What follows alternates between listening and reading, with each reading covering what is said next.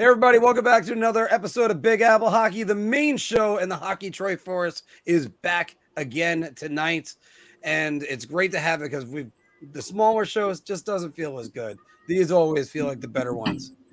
I, of course, am your host, Marc Williams, who is longing for home ice advantage and also needing to figure out how exactly to manage a beard. I haven't done it that often in my life. And the host of the Final Buzzer, Mr. John Folkowski. All quit in New York. Yeah, it hasn't exactly looked good, but can't really say all quit in New York when Game 5, the proud recipient of a win on the road in Carolina, Mr. Anthony LaRocco. We have life. And something tells me there's going to be a lot of life in the building on Friday night heading into Game 6.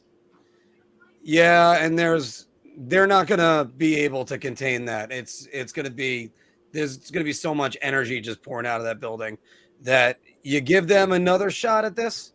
Like, come on. The crowd's going to be loving that. But let's get right to the A block today as we look at what happened first last night as the New York Islanders forced Game 6.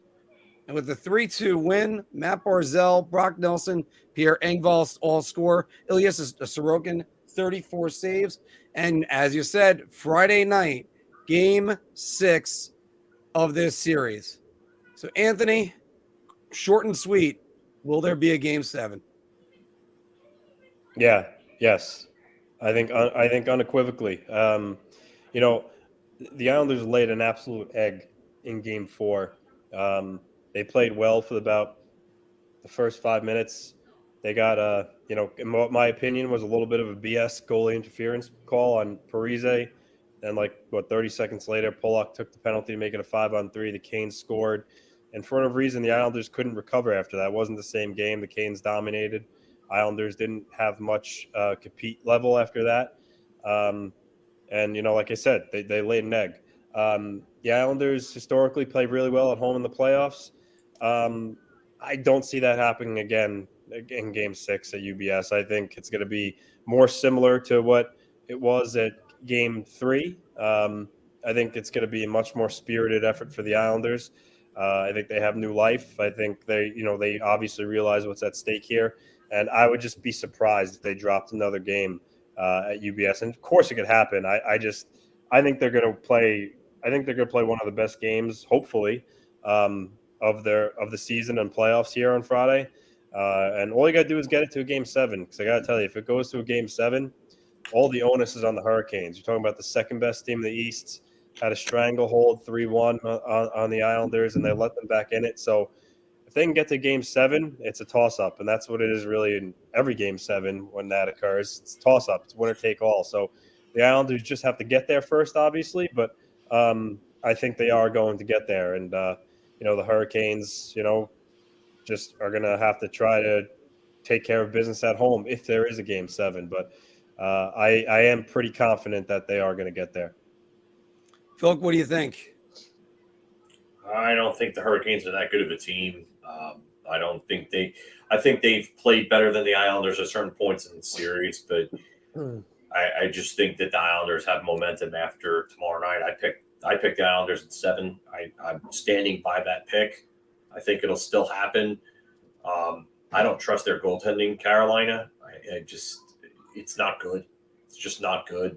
Rance has let up some bad goals in this series, just like he let up last year to the Rangers. The Islanders have a clear-cut advantage in net. The only thing I'd worry about with the Islanders is their ability to score. They've shown at times where they just don't have the ability to score, and they haven't generated enough, I would say, at 5-on-5. And the power play has just been abysmal for them. In power play, if it comes down to a special teams battle and it comes down to power plays, I don't like it for the Islanders. I will say that Carolina's power play has been better in this series, but it's still not great. But it's a better power play than what the Islanders are boasting right now. I still think you need more from Bo Horvat, who really has kind of been a ghost in this series, if you ask me. Matt Barzal had a couple of moments where he's had some nice goals, but I mean, you want more from him. Brock Nelson's been your most consistent and complete player up and down the lineup. Just certain guys on defense that I would not be happy with. I mean, Noah Dobson, I'm looking right at you. You're supposed to be this cornerstone defenseman, and he hasn't played like it at all this series. So, from the Islanders, you know what? They better come prepared. You know, Friday night, they need to be, from the opening faceoff, they need to be the better team from start to finish in order to force that game 7. Because Carolina, they've been there before. They've closed out teams. They understand it. They got to the second round last year, and it's a veteran group, and it's a well coached group at that. So the Islanders just better be ready.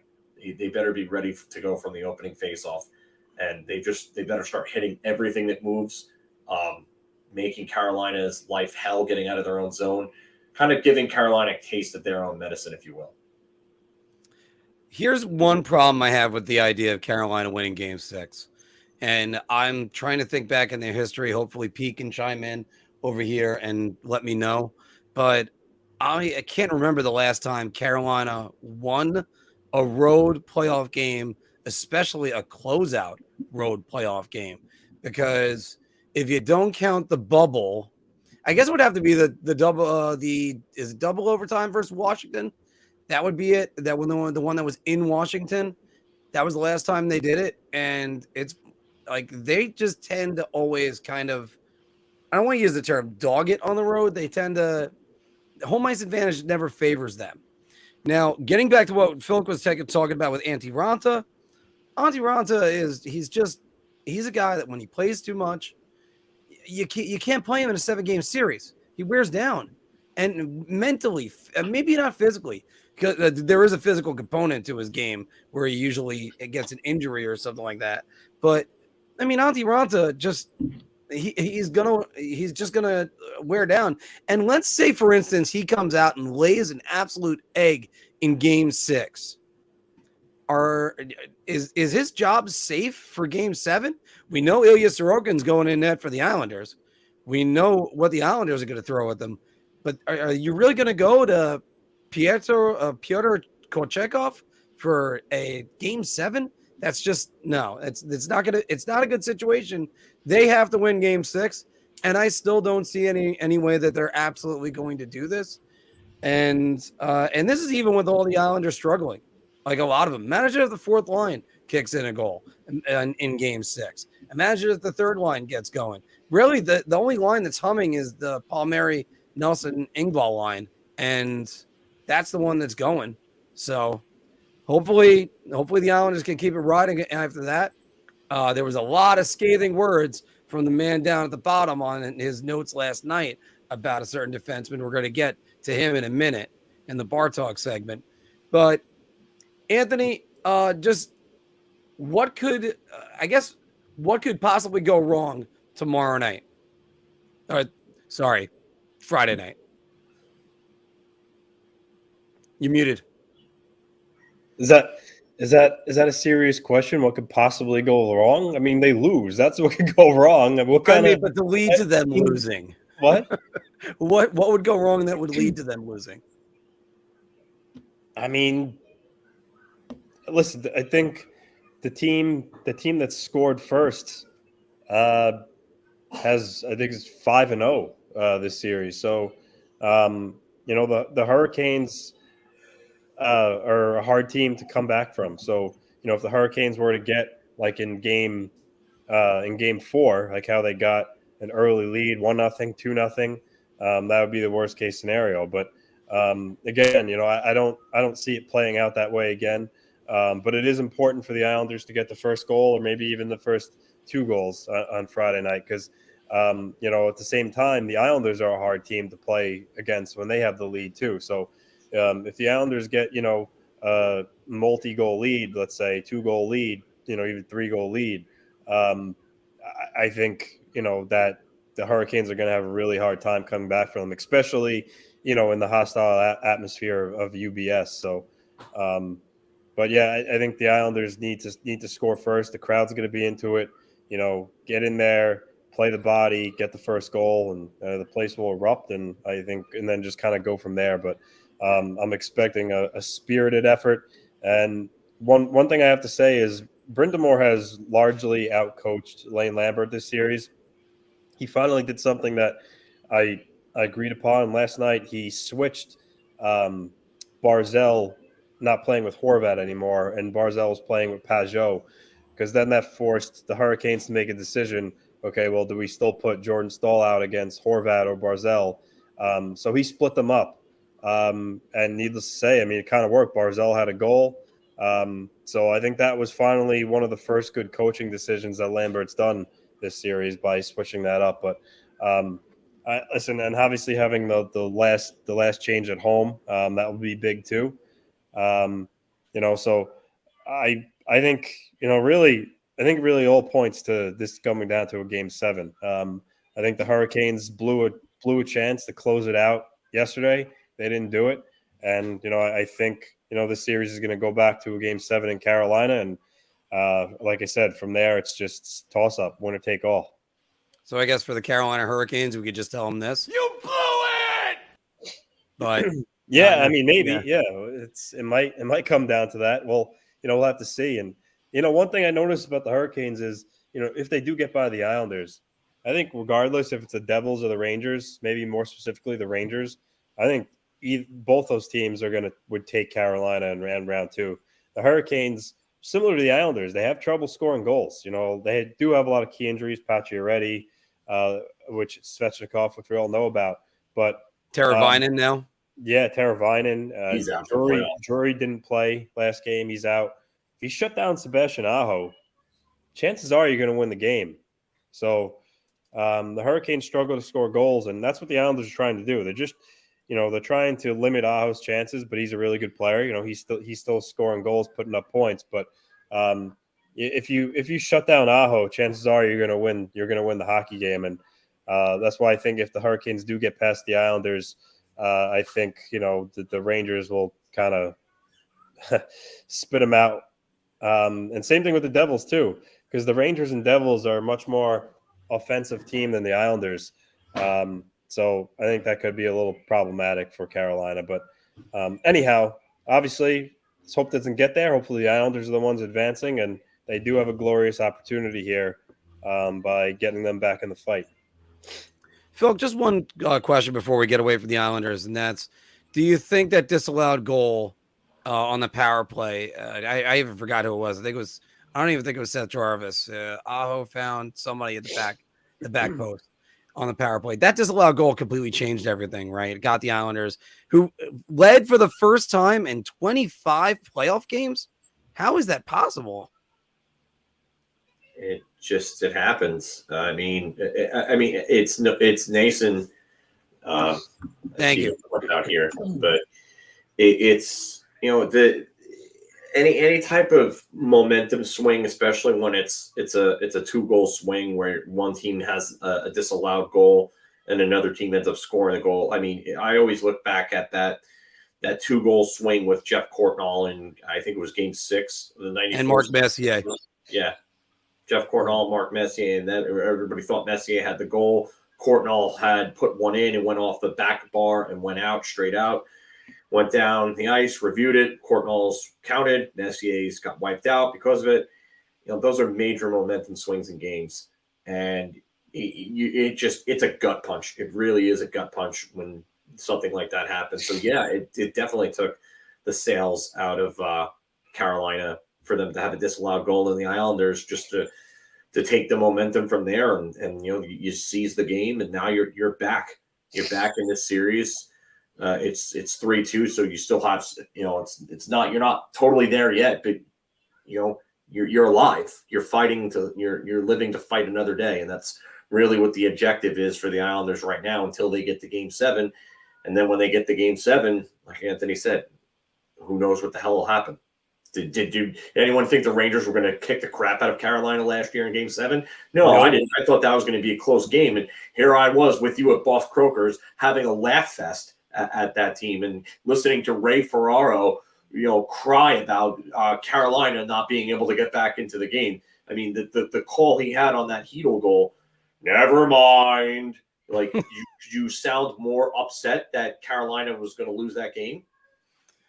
Yeah, sometimes broadcasters' points of view will get out there, but we all predicted a game 7 to begin, and I think we're all expecting a game 7 right now. And you know what? I'm still going to stick with Carolina in 7 because I'm not sure if they're going to lose 2 of them. I just wanted to comment on this quick. You know, that's a fair statement, but he's got to remember that game 2. We all agree that missed high stick on Mayfield was one of the most egregious non-calls that we've seen in a while that led directly to an overtime winning goal. So if they would have called that penalty, which I'd say 10 out of 10 times they do, who knows? That game maybe goes differently. So I don't know if you could say it deserves the Canes being up 3-2 is deserving because the Islanders got robbed that game. Who knows? Well, speaking about getting robbed, Anthony, we got robbed being able to talk about that because you get the people that say, well, Mayfield lifted the stick and that's what ended up clipping him in the face.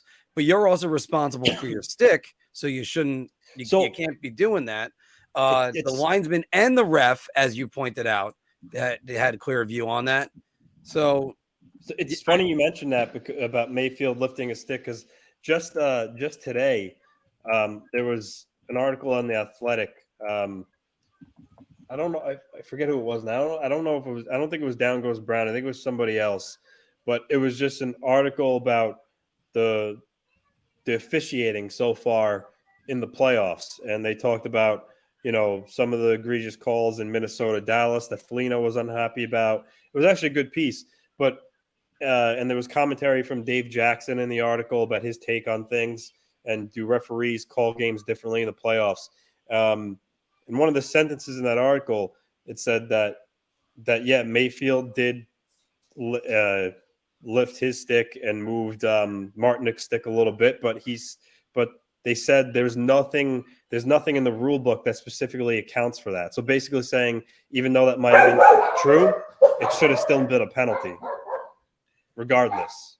Yeah, and the way that I look at it is that the rule states that you're supposed to be in control of your stick at all times. So with that, the stick lift itself didn't cause the contact with the stick in the face. The contact with Martinook's stick in the face occurred when Martinook was skating away. Now you can say, oh well, he was skating away the whole time, but the lift occurs, and then he tries to get away further from Mayfield, and that's when he just has a stick out like this, and it hits Mayfield in the face. At that point, he has control of his stick. Yes. When it hits Mayfield in the face, that's why it should have been a penalty. And I don't agree at all with what Mike Rupp or anyone like that was saying about that, because that's what the rule states. And in that situation, he has control of his stick. So by the rules, all these guys are technically wrong. Yeah. Okay. Well, thanks for the clarification on that, because that's what some of these guys, the people on the other side will argue about. I mean, I could be buyer beware on a stick lift, but that's a good point. It doesn't matter if you clip your own face with the stick you just lifted. So that's what we had to get at. All right. We're going to take a quick second. Hold on, though, before you go forward. I just wanted to highlight that and just say, first, that's awesome. 1, thank you very much, Johnny. We appreciate that. And 2, congratulations. That's pretty awesome. So you have a new granddaughter. That's great. Again, congrats from all 3 of us. We're incredibly happy for you and incredibly thankful at the same time. Yeah, that's fantastic to hear, Johnny. All right. We are going to just get out of that, and we got to do a quick DraftKings read. Hockey fans light the lamp this winter with DraftKings Sportsbook, an official sports betting partner of the NHL. New customers can bet just $5 pregame money line on any NHL team to win their game and get $150 in free bets if they do. If that wasn't enough excitement, you can turn small bets into bigger payouts with same-game parlays. Combine multiple bets like which team will win, how many goals will be scored, and more for your shot and an even bigger payout. Download the DraftKings Sports app now. Use promo code THPN. Bet $5 on any NHL team to win their game and get $150 in free bets if they do. Only at the DraftKings Sportsbook with code THPN.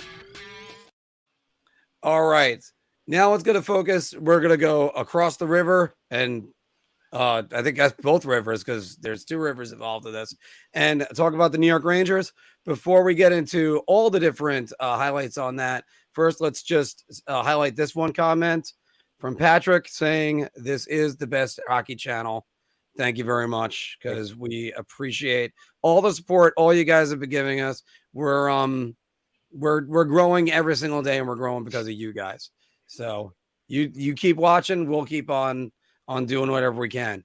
But this entire series so far has been a huge fight. 2019, Miller, Tarasenko, he scores! Box towards the net, score! Turn for Lindgren, shoots, he scores! Come to dad. Had it back, now Hughes in the circle, scores! Sting finds Hamilton, he scores! Dougie Hamilton, an overtime game winner! Who's your daddy now? Oh, and that still kills me, just even looking at that right now. Of course, by the way, whenever we can go with the final buzzer with John Volkowski, whose show I ruined last week by having a very poor mic reception. I try to get the 60-second. Well, everybody was in the comments was saying I was kind of garbled. Our 60-second game reviews, we always try to get them on for both teams, even when I miss a little comment about the Islanders. Sorry, John.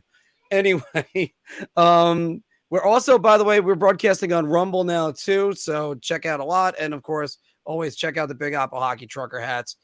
Again, the A block is powered by SeatGeek. I put up this graphic before, but we know about the Rangers and the Devils. Game 5 tomorrow night. The series is tied at 2.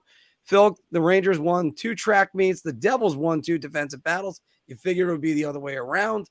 Akira Schmid, 35 saves in game 3, 22 in game 4. Look at that number on the save percentage. And look out, the Devils' top producers are producing. And here's Chris Kreider, 5 goals in the series. Patrick Kane, a goal and 5 assists. Philk, who is in control of this series? Right now, you got to say the Devils. The last 2 games have just not been good for the Rangers. The Rangers' effort has not been good enough. Spineless. It's a bunch of cowards, and it's a soft leadership group that has shown nothing but cowardice. And Gerard Gallant was right to come out and call them soft. They deserve that comment. And if any of these guys on this team have a set of balls, then they'll come out and prove Gerard Gallant wrong. But I don't know if I trust any of them to do that right now. Artemi Panarin is playing the same way he played last year in the playoffs. Same way.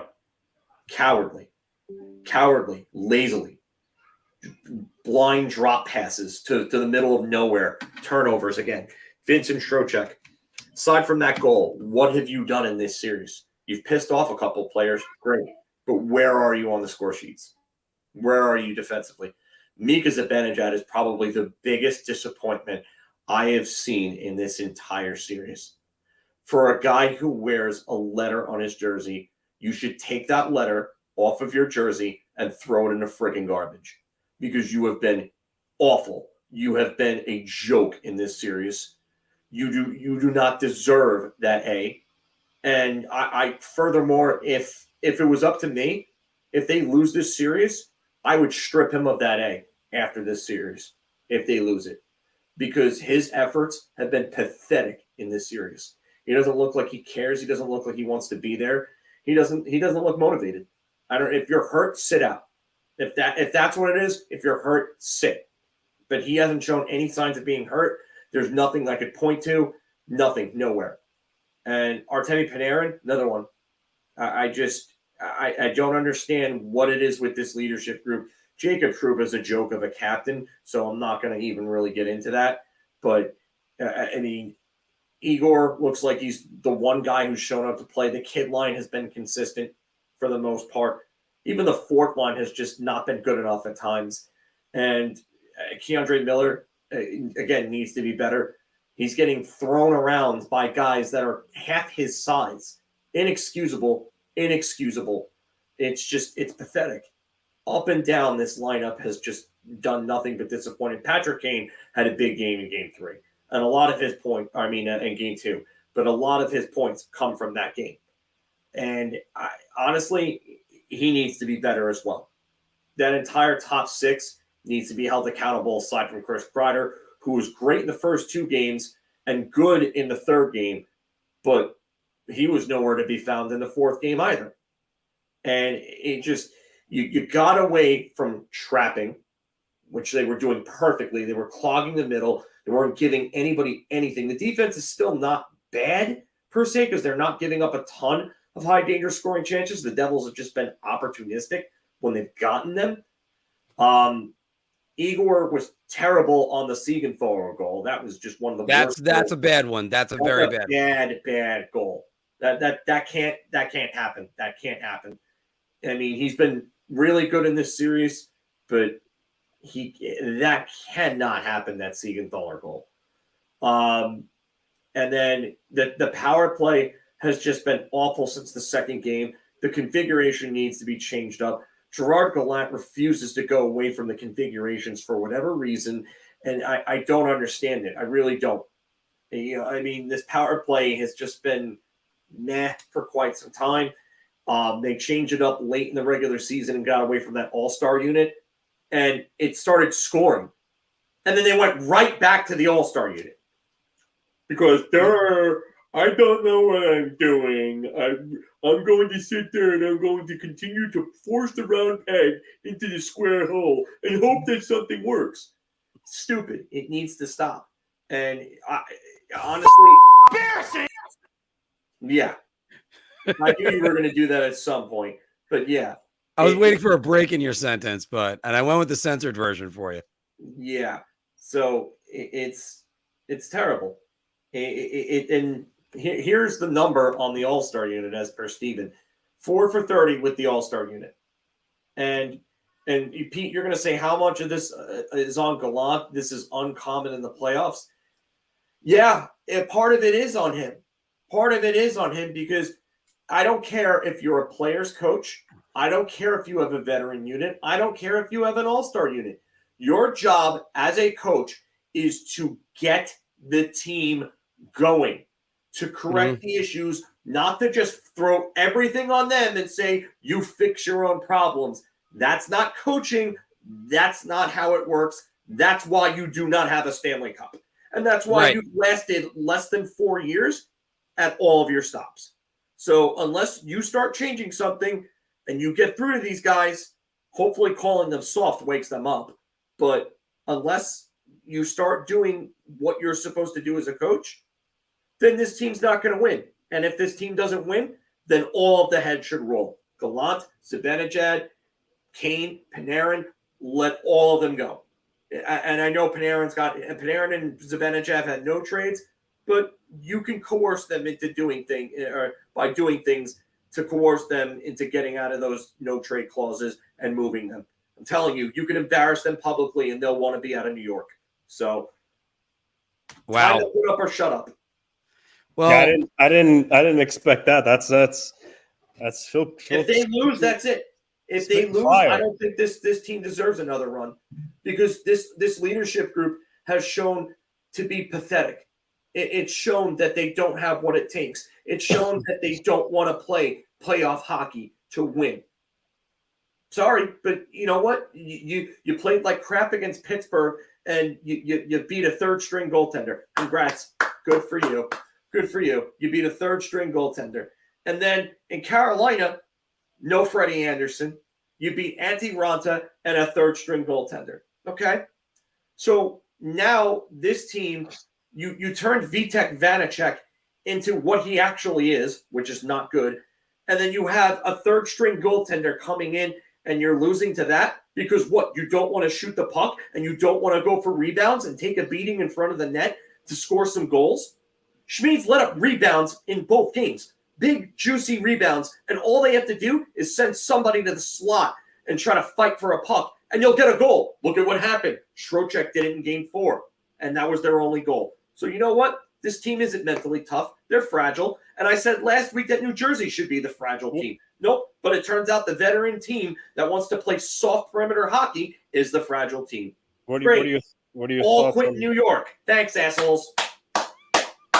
What are your thoughts on B-Rye here? I'm wrong on Zibanejad. What are you watching? What anybody who defends Zibanejad, Panarin, or Trocheck, I want to know what you're watching because those three in specific have been dog shit. Dog shit. Just to back up Philco on this, we called on Mika Zibanejad last year against the Pittsburgh Penguins. This right now. I don't want heads to roll at 2-2. I want heads to roll if they lose this series. Pay careful attention to what I'm saying. Yeah. And again, that's something that can happen. And if it does, I mean, I know you talked about it. There were rumors of them possibly jettisoning Gerard Gallant if Mike Sullivan becomes available. So Sullivan knows how to friggin' put together a team and win. And a team of stars too at that. I think if Sullivan was going to get ousted, I think he would have got ousted along with Hextall when it happened. I think Sullivan's job is safe. I still think it's a little bit in question, but I think it's pretty safe. I'd say about 75%. Because it depends if let them in points and goals last year. Great. What have you done for me lately? Lots of guys lead teams in goals, and then they end up doing nothing in the playoffs. What has he done in this postseason? Now, last year he woke up at game 6, I believe it was, and then really carried the team through the playoffs. So it's possible Zibanejad can wake up. Panarin, we're not looking at too well, but you know what? I agree with Steven on that one. Vitek Vanacek must be looking at these last 2 games. Been noticeable. Mika's been noticeably awful.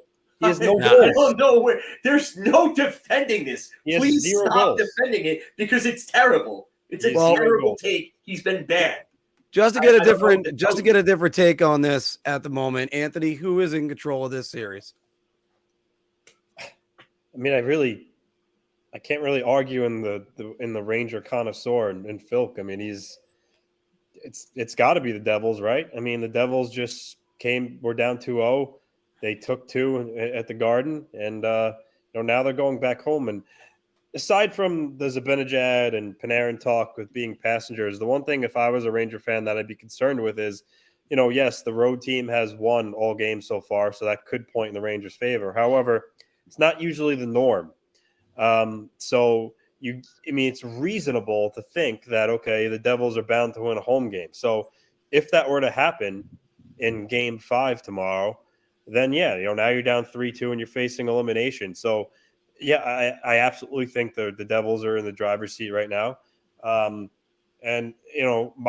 I were a Ranger fan, the concern I would have is a lot of what Phil said, but I mean, Artemi Panarin right now, he's like the Stay Puft Marshmallow Man. The guy is soft as they come. And I don't, Mark, you could be a defender of him, and I get it. He's an elite player, but sure, he's an elite player in the regular season. He's a point machine. But what good is it going to do if come playoff time he's not committed to playing a playoff brand style of hockey? When you hit him, he just goes into a mode. Okay, well, I don't like this physical game. I'm just gonna essentially just drift off into the wilderness here. And that's what he does. If you play the body on him in the playoff when you have to fight for every inch of ice come playoff time, he does not like to do that. And that's not his style. Drury called him out on last year after they got eliminated. He was critical of Panarin's play. And right now, if the Rangers will lose, I can't imagine what Drury would say this time, because that'd be 2 years in a row. And you would have to think there could be some serious consequences for that. So, Panarin, as great as he is, putting up those points, he's really disappointing right now. And then Zibanejad, because Panarin's got 0 goals, but you could say he's more of a playmaker anyway. But Zibanejad is their best pure goal scorer, and he's got no goals through 4 games. He's got 2 points. That's not good enough. It's not good enough at all. He needs to do what he normally I does. don't hear anything about his defense because his defense really even hasn't been that good in this series. Yeah. He needs to fill the net with pucks, and he's not doing it. And they say, I know it's cliche, but come playoff time, your best players need to be your best players. And right now, Fox is doing well. Kreider's playing well. I think Heedle's even got 3 points in 4 games. Kane's got points, but Panarin and Zibanejad, arguably 2 best players, aren't producing right now to the level that they're expected to. And it's like they're not even contributing in other areas of the ice. I'll make the correlation to Bo Horvat. Bo Horvat for the Islanders, he absolutely needs to produce more. He does. But at least with Bo Horvat, he's been a monster in the faceoff circle. He kills penalties. He plays solid positional hockey. These guys in Panarin and Zibanejad, they're not doing any of that. And, for the Rangers, if they lose, it's going to come down hard on them. I know Phil made the hot take. If they lose, he would want to see them moved. I would love that because, listen, hockey fans, we love big blockbuster trades, and it would be really exciting. I just don't know if they realistically do that. Maybe they'd have the appetite to move Panarin more than Zibanejad, but if the Rangers go out, these guys are going to be highly questioned in their compete level in the playoffs. Let me just start with what's most disappointing about this is that the last time Phil and I were able to do a stream, we said Zibanejad and Panarin really haven't done much, and imagine if they get going. Well, instead, the rest of the team went to doing nothing, and those guys somehow did even less. This team was made for Artemi Panarin to succeed in the playoffs. There is plenty of skill. There is plenty of people to get the spotlight away from him. And what has happened? He's still wilting. How is this guy still wilting? It's beyond me in any way. Now, can things change if the puck goes in for him tomorrow night? Sure. I think the Zibanejad line has seen a lot of Nico Hischier and Jesper Bratt. But the thing is, Bratt's been really driving offensive play throughout the entire series for the Devils. And now Hischier gets an assist on the Siegenthaler goal, which we all can agree should not have gone in the net. But that's a different story at the moment. Because I don't fault Igor Shesterkin.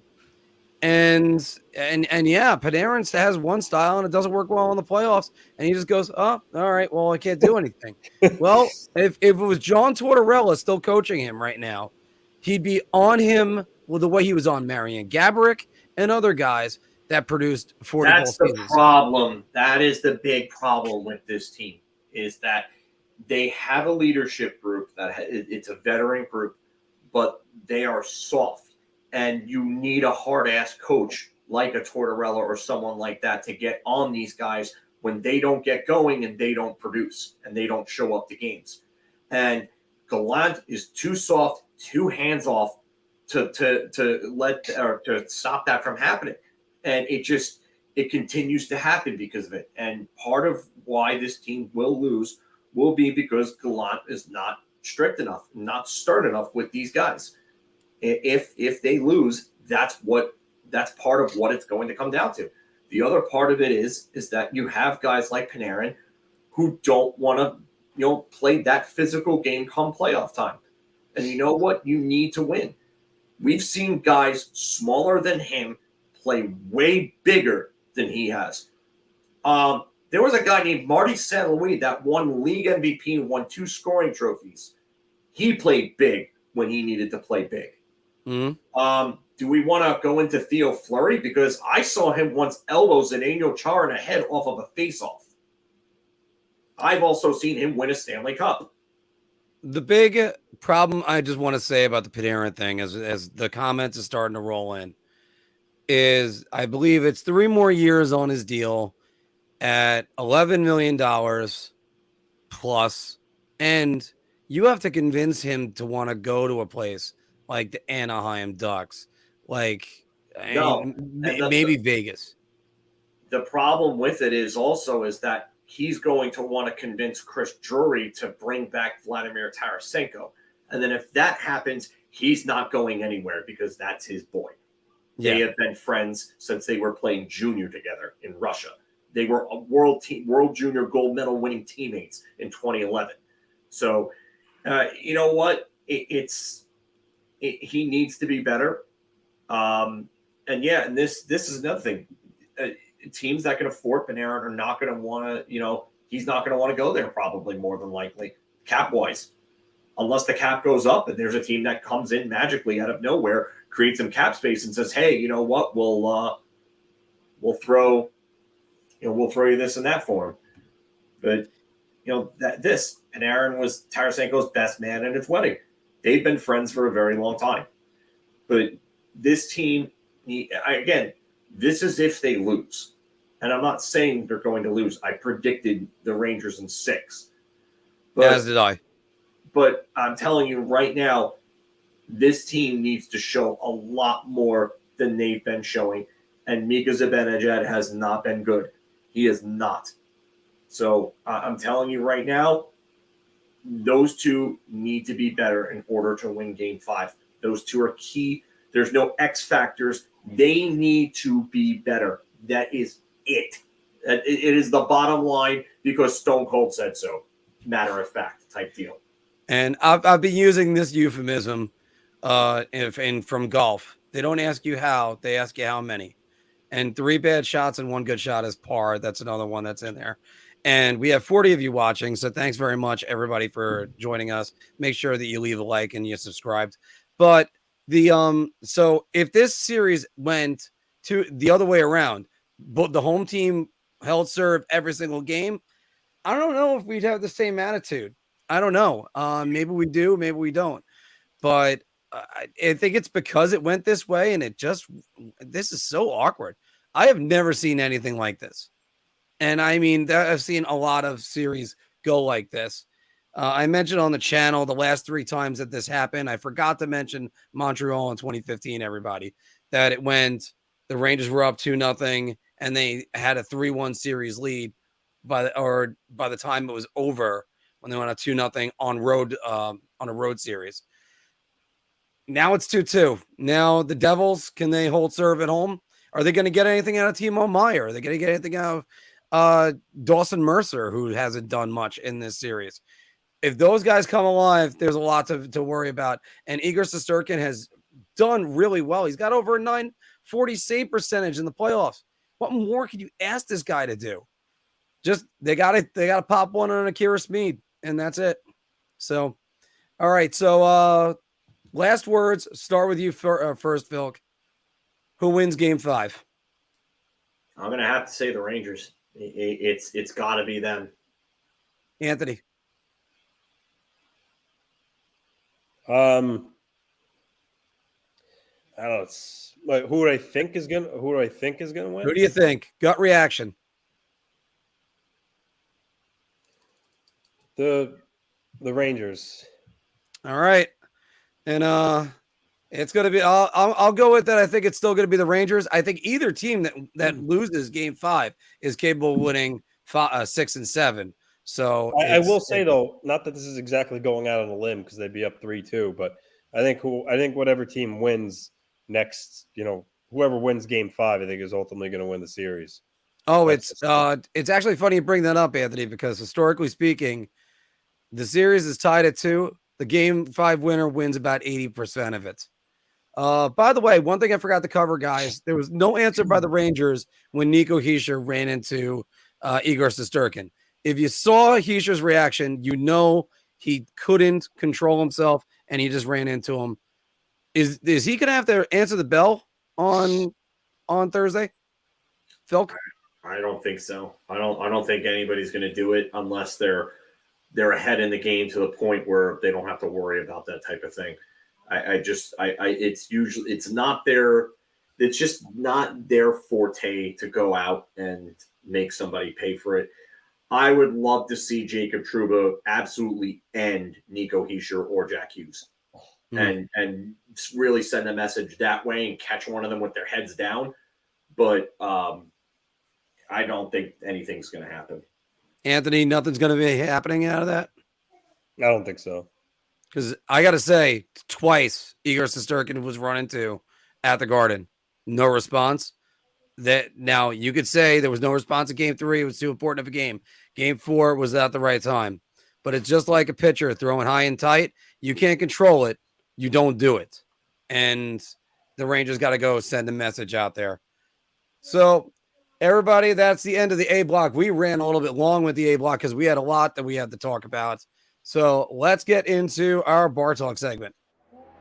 Shot. This is the easiest I've ever to answer. I'm going to say beer.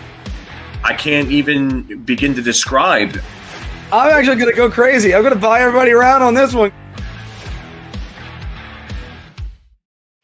Well, welcome back, everybody, to Big Apple Hockey's Bar Talk, where we're gauging our confidence on NHL topics based on our choice of drink. Are you not so confident? Oh, just give me a shot. Are you so confident that you're buying everybody around, or just so beer? And, of course, play along in the comments below, and it's always brought to you by Drizly. Click the link in the description. Why go to the liquor store when the liquor store can come to you? Go to Drizly. Use the link from us. And, of course, Big Apple Hockey trucker hats are in stock right now. Here they are right there. Guys, and Phil, right back to you again. You talked about it in the A block. The Rangers 0 for 8 on the power play in games 3 and 4 after dominating the power play in games 1 and 2. The New York Rangers need to put Vladimir Tarasenko on power play 1. I would. Yeah, I'm going to have to. Yeah. It's around. Like, just this power play just doesn't shoot. They need one-timers. I always talk. Who do I always mention first when I talk about ideal power play setups? I forget. Oh, the Oilers? Tampa. Oh, yeah, Tampa. Mimic their scheme. And that's why they're 2 of the best power plays in the entire NHL. Offside one-timer, shots from the point, a lot of shots on net, and you have a right-handed Mika Zibanejad in the Ovechkin spot, and in the Kucherov spot, you can have, wait for it, Vladimir Tarasenko, who you brought in to do what? Score goals. And where does he score goals at a pretty high clip? The power play. Like, this is simple math. It's 1 + 1 is 2, not EMC squared is the square root of 75,468,588. This is not some sort of like crazy algebra question. That's a very oddly specific number. Scott Steiner math. It's literally was like my Scott Steiner math version of hockey here.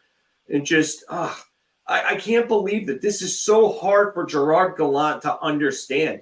Why does he continue to try to force this? It's not working. Change it up. Anthony.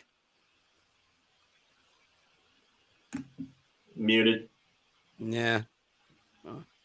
I can certainly relate to power play issues, but yeah, when you're 0 for 8 on the last 2 games, it's time to switch things up. So this is easy round. Tarasenko is a pretty good power play player too, has been his whole career. So right now it's not working. You should definitely change it. Can't hurt. And you know what? You got to change up your schemes a little bit. Maybe you have to go to what they did at the beginning of the year, not the beginning of the year, the beginning of the month, where they had the 2 different power play units. So again, I'm going to go round on this, and this is the first time I get to use this one, and I'll make it a hat trick. So we just got, I mean, you can't help but look at it and think something has got to change. I don't particularly think they're playing badly on the power play, but too many shots going in the breadbasket. They need to get more traffic in front. If that means Alexei Lafreniere's got to get more power play time, so be it, and get some body in front of them. I can't believe we still don't have Capo Caco on the power play. Maybe run the kid line out there. See how they do on the power play. Do something that's not what you're doing right now. And it's not just a matter of scheme. And speaking about a team that needs to fix their power play scheme, by the way, Anthony, I talked about this the other day when I just went on a stream. Like, what is the Islanders' power play scheme? It looks like sometimes they got the 3 forwards in a line, then the defenseman at back and a forward in front. like that's Drizly. And then sometimes it just looks like they have nobody in front at any time. This is another thing. Why is Trouba on either power play? I don't even care if it's 2. He can't hit the damn net. No, he can't. You can shoot 95 miles an hour, but what does it matter if you're like Fulton Reed with no control? Basically, yeah. And it's not even the Trojan horse because you're not going to scare NHLers. That's just that. But guys, looking at a New York Islander defenseman in this series, Noah Dobson, 2 assists +2, 2 very costly power play minutes last night. And Anthony, Noah Dobson has not played well in this series. No, it's round. He hasn't. He's actually struggled defensively mightily this whole season. He's basically he still produces points. That's obvious, but his defensive game took a little bit of a slip up this year. And I know he's still young, so I think there's time for he can rebound and stuff. But this series he's made a lot of really strange decisions with the puck, turnovers. I mean, last night power play guy just first off, the Hurricanes know it's coming. Dobson rushed the puck up, he curls back, drops it for Barzal, but Dobson skated it up, basically just gave it to Jordan Staal, and he went on a breakaway. Thankfully, Sorokin made the save, but he's turned the puck over too much.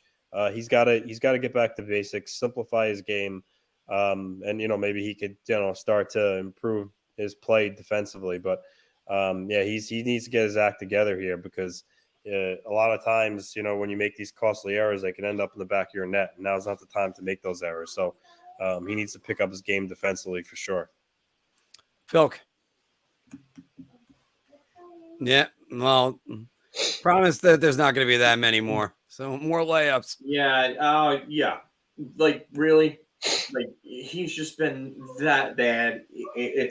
I'll say this: Keandre Miller took a step forward offensively this year. Noah Dobson looked like he was trying to take a step forward defensively this year after taking the step forward offensively last year. So it looks like they're two young defenders, same draft year and everything, just trying to figure out how to manage and balance the completion of their games. So I mean, Dobson, you can give him a little bit of a pass, but he just cannot be ready. And this is actually a good comment because I do agree with it. Bulldog's not ready for the playoffs yet. He's just not. I don't think Romanov is going to be that much of a difference maker, but Bulldog looks out of his league. He can't play in the lineup. Somebody else has got to come in if Romanov is. Anthony, because Phil brought up his name, Romanov's fan on Sunday. What do you think about that? Oh, that was good. Yeah, that was. It was funny because I just when he came back for Game 3, I had really high praise for him. He came back. He was in the lineup. He played great. Honestly, one of his best games as an Islander. And then, in Game 4, he just was skating it up and just totally fanned, and it turned into a goal. I mean, it happens sometimes. But, yeah, no, I was like, that was just really bad. It's like he went to go dump the puck in, completely missed. Puck goes the other way, and it's in the net. But, yeah, I cursed him out. I'm actually just going to go Phil, what was your thoughts? I mean, it's a gaffe. That's going to show up on a blooper reel, and you're just going to laugh at that. And hopefully, if you're an Islander fan, you just hope you can laugh about it at the end of the series and just see it on a blooper reel going forward and just be like, what a moron, or something like that. And so, yeah, I'm gonna give Dobson a little bit of a pass. I'm gonna go to beer for him, but he is not.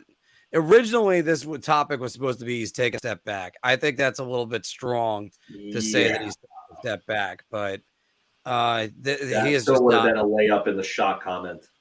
Yeah, so that would have been just a little bit rough on that one. Hopefully, no more of those.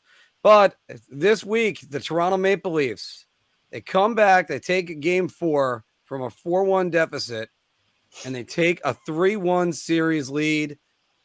The Toronto Maple Leafs are finally showing a playoff mentality, and I'm going to buy everybody around on this one, guys, because I think this team, especially, and we were talking about it, they weren't messing around. Game 1 looked terrible, absolutely terrible. They come back, they blow Tampa out in game 2. Then they go down to Tampa. They end up falling behind. That's a controversial game because does the point goals should it have counted? Arguably, yes, it should have. Arguably, and then game 4 down 4-1. They end up winning the game in overtime. So 2 overtime wins. You got to think Toronto possibly could finish this off. Tomorrow night. Tomorrow night they could finish it off. Phil. I'm going to say beer. And the reason why I'm going to say beer is I'm going to give them some credit for the resiliency that they have shown in these games. I just think that Tampa is not as good of a team as they've been in the past couple of years. And I think that the amount of hockey that they've played over the last 4 seasons between 2020, 2021, I know 2020 they got a big rest, but then you come back to that after resting and you don't have much of an off season.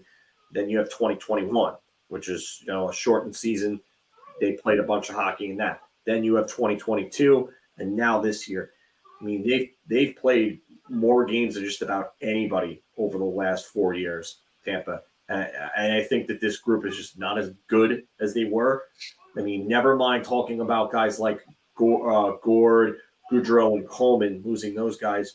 But you lost guys like Ruda, McDonough, and Palat, and now you're really starting to see like the lack of depth on Tampa's end and how it's affecting them in the playoffs.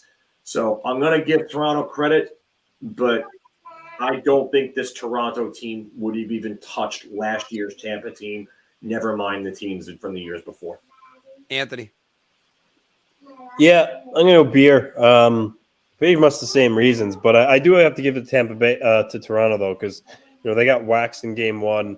They came back, made a statement of their own, and then the last 2 games overtime winners, especially the being down 4-1 coming back to win.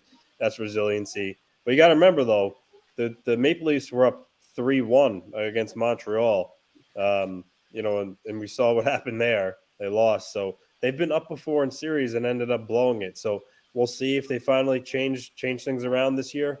But so they're not totally there, but right now they are looking like a more complete team that knows what it takes. So we'll see what happens for the rest of the series. All right. We got 2 topics based around one series right here. Patrice Bergeron, questionable for game 5. They keep going back and forth whether or not he's going to be going in. The Bruins can rest Patrice Bergeron until round 2, Mr. Fikowski.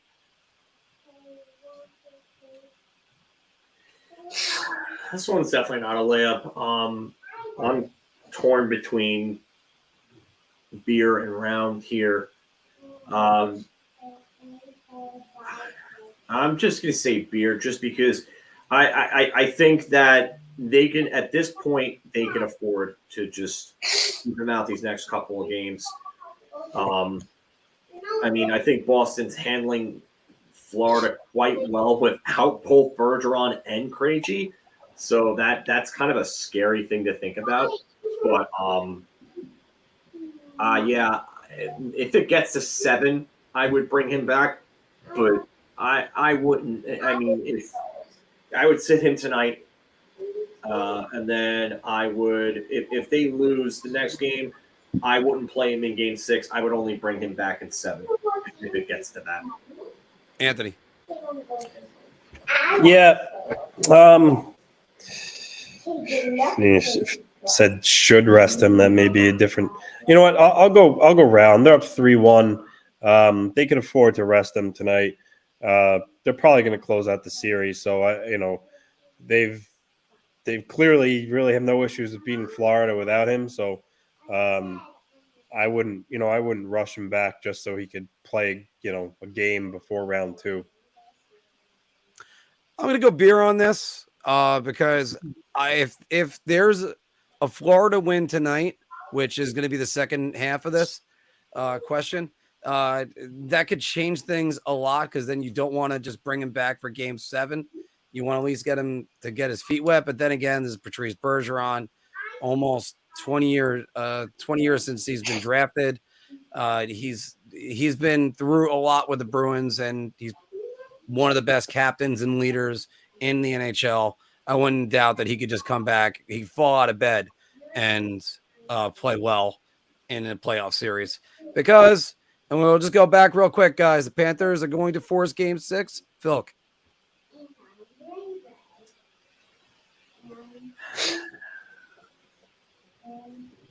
I'm going to say beer.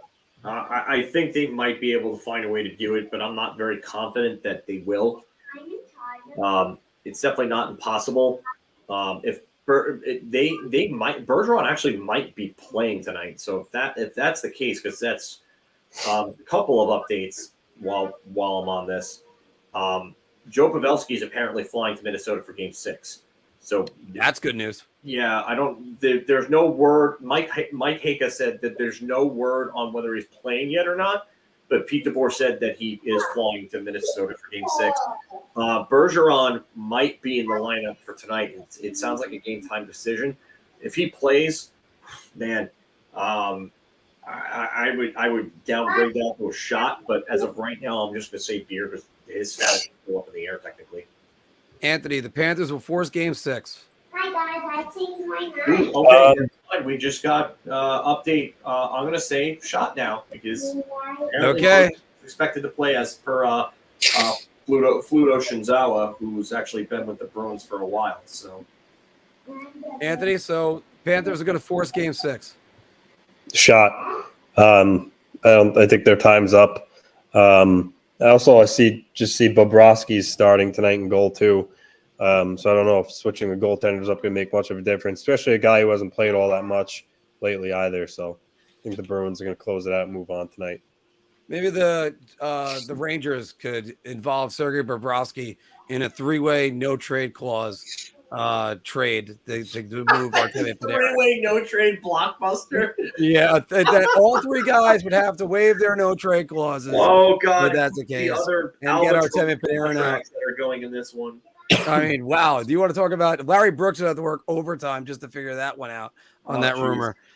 But my answer is a shot too. Now, especially hearing about Bergeron's in, I don't like what they had. It was already going to be a shot.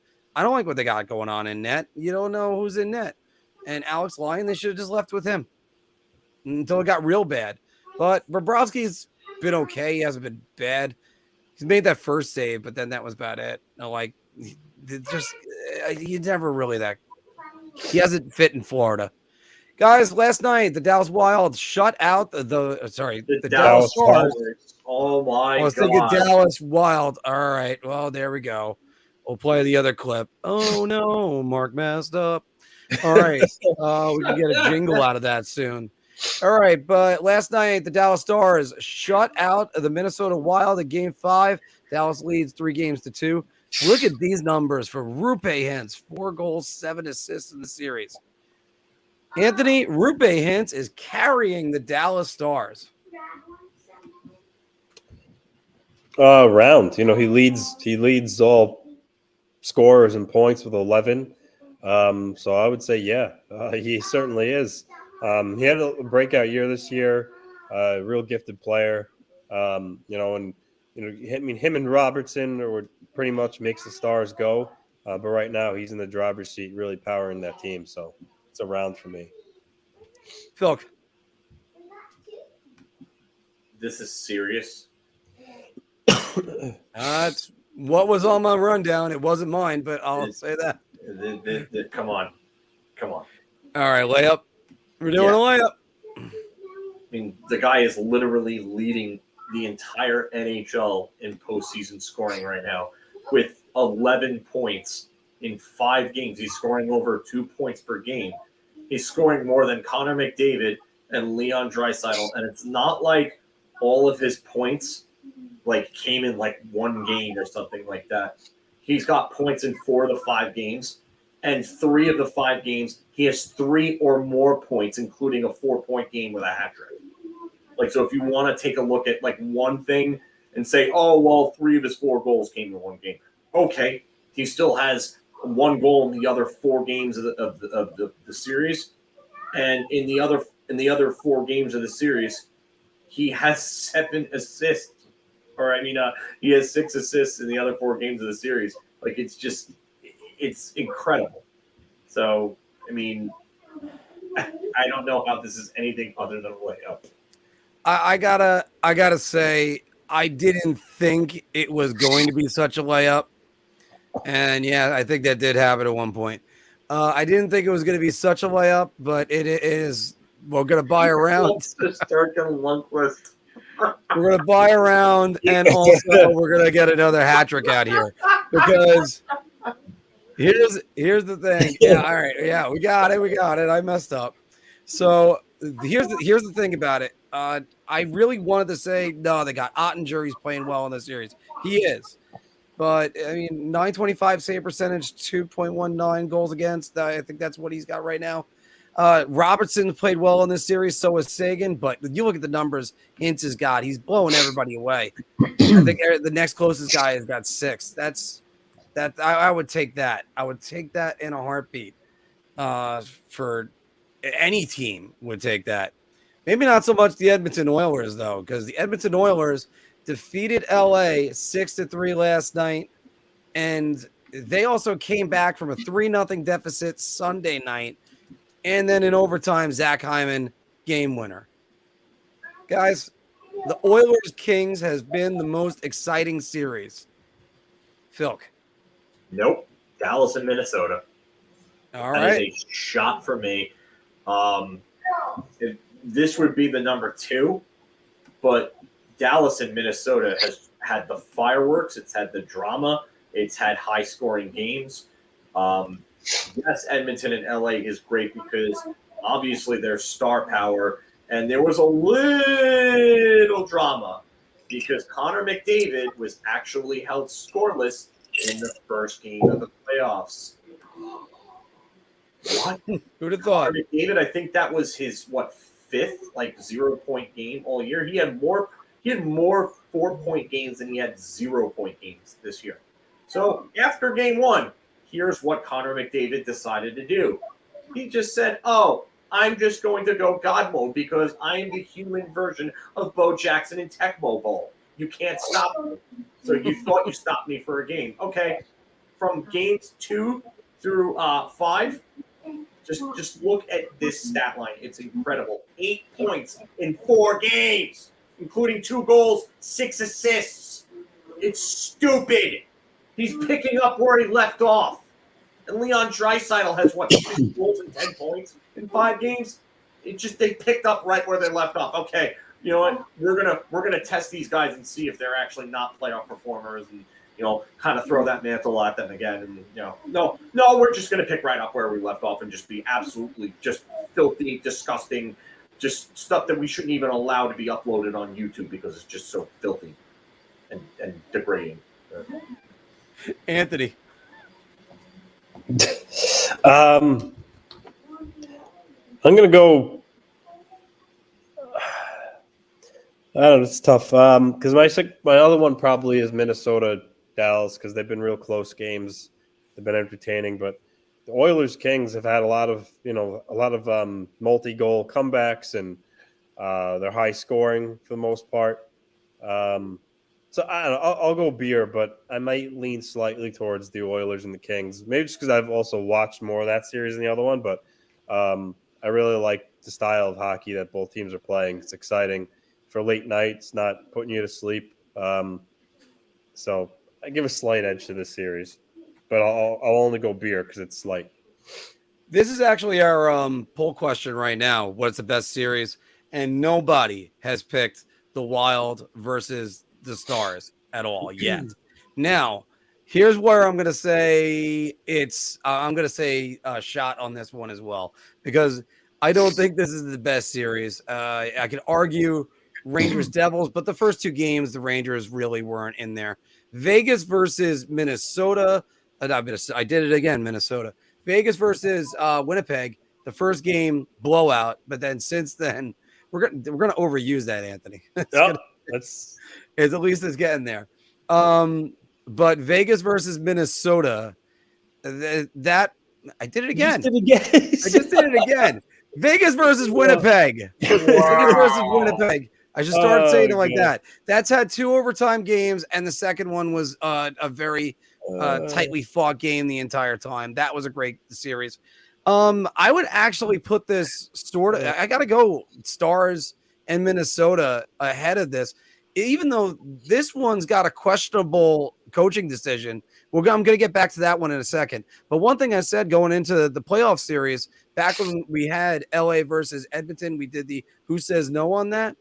And one thing I alluded to is you were going to see all 4 goalies in this series. Guess what? We've seen all 4 goalies. That's not good goaltending.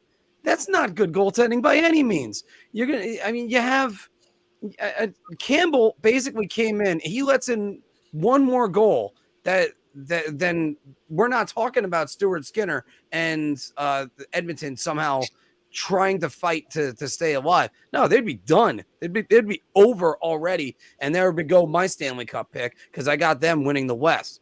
So I you know what? I'm gonna go with Phil's got me convinced. I'm gonna go with Minnesota versus Dallas.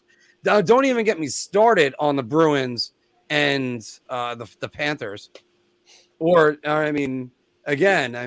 would be a hell of a series would be if Minnesota was playing Vegas, because you'd wonder. I wish I had a punchline there. I don't. I forgot one. So, all right. Phil is not happy with that. I'm just going to move on. Guys, the Colorado Avalanche and the Seattle Kraken have Game 5 tonight. The series is tied at 2. Cale Makar suspended 1 game for his Game 4 hit on Jared McCann. And I'll get your opinion on that first, guys. What do you think? Was that a dirty hit? Yes or no? Yeah, I mean, it was late. Should have gotten more than Michael Bunting or closer. No, I don't I'm think okay so. with it for 1 game, maybe 2. I wouldn't have gone anything more than that. It's just there is contact to the head, and it's a late hit on top of that. I mean, Cale Makar is also a first-time offender, so they're not going to bring down the book on him, and they're definitely not going to do it to a star player like that in the playoffs. They're not going to, even though I feel like they should set an example at some point with some of these guys who do that type of crap. So Michael Bunting, it was a repeat offender then? What? Was Michael Bunting a repeat offender? No, he wasn't either. But all right. It's just I'm just saying, like, they need to start setting an example with first timers and hitting them with harder suspensions and then actually reinforcing them in the playoffs. So, all right. Well, here's the question, guys. Anthony, we're going to start with you. Seattle will pull off the upset over Colorado. You changed this on me, didn't you? I think I just worded it a little bit differently. What was this? No, I think it was the Kraken are going to pull off the upset. Oh, yeah. Well, anyway, I'm going to say, I'm actually going to say beer. Colorado is not playing like the Colorado team that they did down the stretch where I'm like, all right, they're playing like the defending Cup champs. They're here. Seattle's in this series. I mean, you could say Colorado's lucky to be up. Sorry, that they're lucky to be tied because Colorado came back from 2 goals down to beat Seattle for one of their wins. So Seattle's been in every game. Credit to them. They're playing well. I know we talked about none of us really being sold on Grubauer, but Grubauer is playing pretty well in net for him. In Colorado, like you said, they don't have Nichushkin right now. Obviously, no Landeskog. They're not playing up to their capabilities. I guess some of that you got to credit to Seattle for what they're doing out there to frustrate them. But this is a series. I mean, I'm only going beer because I'm not going to be bold and say round, and I certainly believe that they have a shot to do it, which is why I'm not going to say shot either. But this series could go Seattle's way. Colorado, there should be some worry in the Avalanche room. I don't think it's a matter of where this could be like, all right, let's just turn it up and take control. I think Seattle's doing a lot of good things, and they're struggling with. So just for the calamity that would cause by Seattle winning, I'm rooting for it. It would kind of screw my own bracket over, but I think it would be quite the upset if it happened, because I picked Avs in 4, so I was way off. So did I. Way off. I think Avs in 5 or 6. I forgot which one I said. I think I said 5. So yeah, I got to say that Phil, I'm sorry, I'm talking now. So now I'll be quick. So I'll just say, yeah, I think they might pull it off. And you know what? I'll be bold. I'll be wrong. It's okay. I've already messed up enough today. Yeah, Seattle's going to win the series. Phil? That's what I was just going to do. I was just going to say, fuck it, I'm going bold. And I'm going to go round just because no Makar, game 5. Colorado's not been playing well. And Alexander Georgiev really hasn't been good in this series. Grubauer's outdueled him. Grubauer's just simply been better. And the other thing, if you watch Seattle, they're hungry and they believe. And they believe that they can do this. And that's a scary, scary thought for a Colorado team, if you ask me, is that team will go out there and will do everything that they can to match their speed and outwork them every single shift, every single little board battle. And that's how you win games. This Seattle, Dave Haxtell has them motivated. He has them believing they bought into him. And you know what? I criticized that coaching decision when they made it, because I thought there were other coaches out there that they could have gotten that would have been better fits. But Haxtell has turned this team into a very respectable, hardworking team despite the lack of talent. And I gotta say, I was a fan of Haxtell when he was at North Dakota, because that's one of my college teams that I follow, and he's done a hell of a job with this team. So I think Seattle is probably going to take this. If they win tonight, I think they take it. But I think they might have to take it in 7, because I can't see Colorado losing 2 in a row. I think losing 2 of the 3 is possible, but if Seattle takes it tonight, I think they're winning this series definitely. So I'm going to go around. Yeah, wow, that's I should have let you answer first so you could bring in the shock on that one. Here's one for you. Chandler Stevenson, 2 goals, 4 assists, 6 points in the first round. Chandler Stevenson has been the Vegas Golden Knights' best player. Phil. Oh, God, Marc. Layup again? Really? Just really, Marc? All right. I thought it was more of a conversation. Another guy who's just been playing off the charts well for them. I mean, he just really wants to he wants to win. He wants to win. And I mean, this is a big pickup for the Golden Knights. He had 65 points this year, and pretty sure he's leading all the Golden Knights scorers. Jack Eichel has played well. Mark Stone has just come back. Their goaltending has been good, not great. But yeah, this team is playing some real good hockey, and Chandler Stevenson is right at the top of the chart there. So, I mean, he's got 6 points in 4 games, 2 goals. Really, really good. So, and you spelt it wrong, too. It's great. Good job, Marc.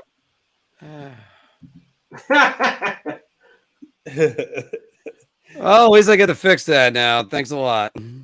Maybe I think Turner Stevenson back in the day, I think he spelt it with a V. He did spell it with a V. Yeah. All right, Anthony. Whoever this guy is now. Stevenson, Stevenson. Okay, Marc. Oh, it's not the right one yet. Oh, wait. How is it still saying that? I changed it. Yeah, all right. That was weird. It's a round, especially because Laurent Brossoit's save percentage is .902, so it's not like you could say that the Vegas goaltender is really keeping them in this series. And Stevenson 6 points, and the thing about him is he's also good defensively too. So he's doing everything for Vegas right now. So for me, it's an easy round. Marchessault's got 2 points Riley Smith is 2 points. Jack Eichel's a point per game, 4 points in 4 games, 3 goals. I mean, but Chandler Stevenson has just been he's just been their driving force right now. Well, as long as you don't spell his name with a V. Fucking embarrassing. Because you played it's it just, without the censored version. oh, this time I deserved it. We also Yeah. said asshole before. What are we so worried about the F-bomb on that one for? We do need to worry about that though. So I mean, eventually, I think you get one like PG-13. So I gotta actually go. I'm gonna go beer, guys. I'm not gonna make it a clean sweep because you got 2 candidates. I think Vegas has that's playing just as well as him. Sure, there's one more point between him and Eichel. Eichel's had a great series.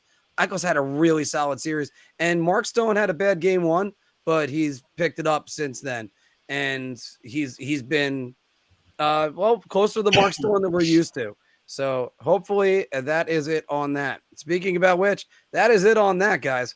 That's it for Big Apple Hockey's Bar Talk, where we're gauging our confidence on NHL topics based on our choice of drink. We're not spelling names correctly, but that's a different story. So, everybody, thank you very much on that.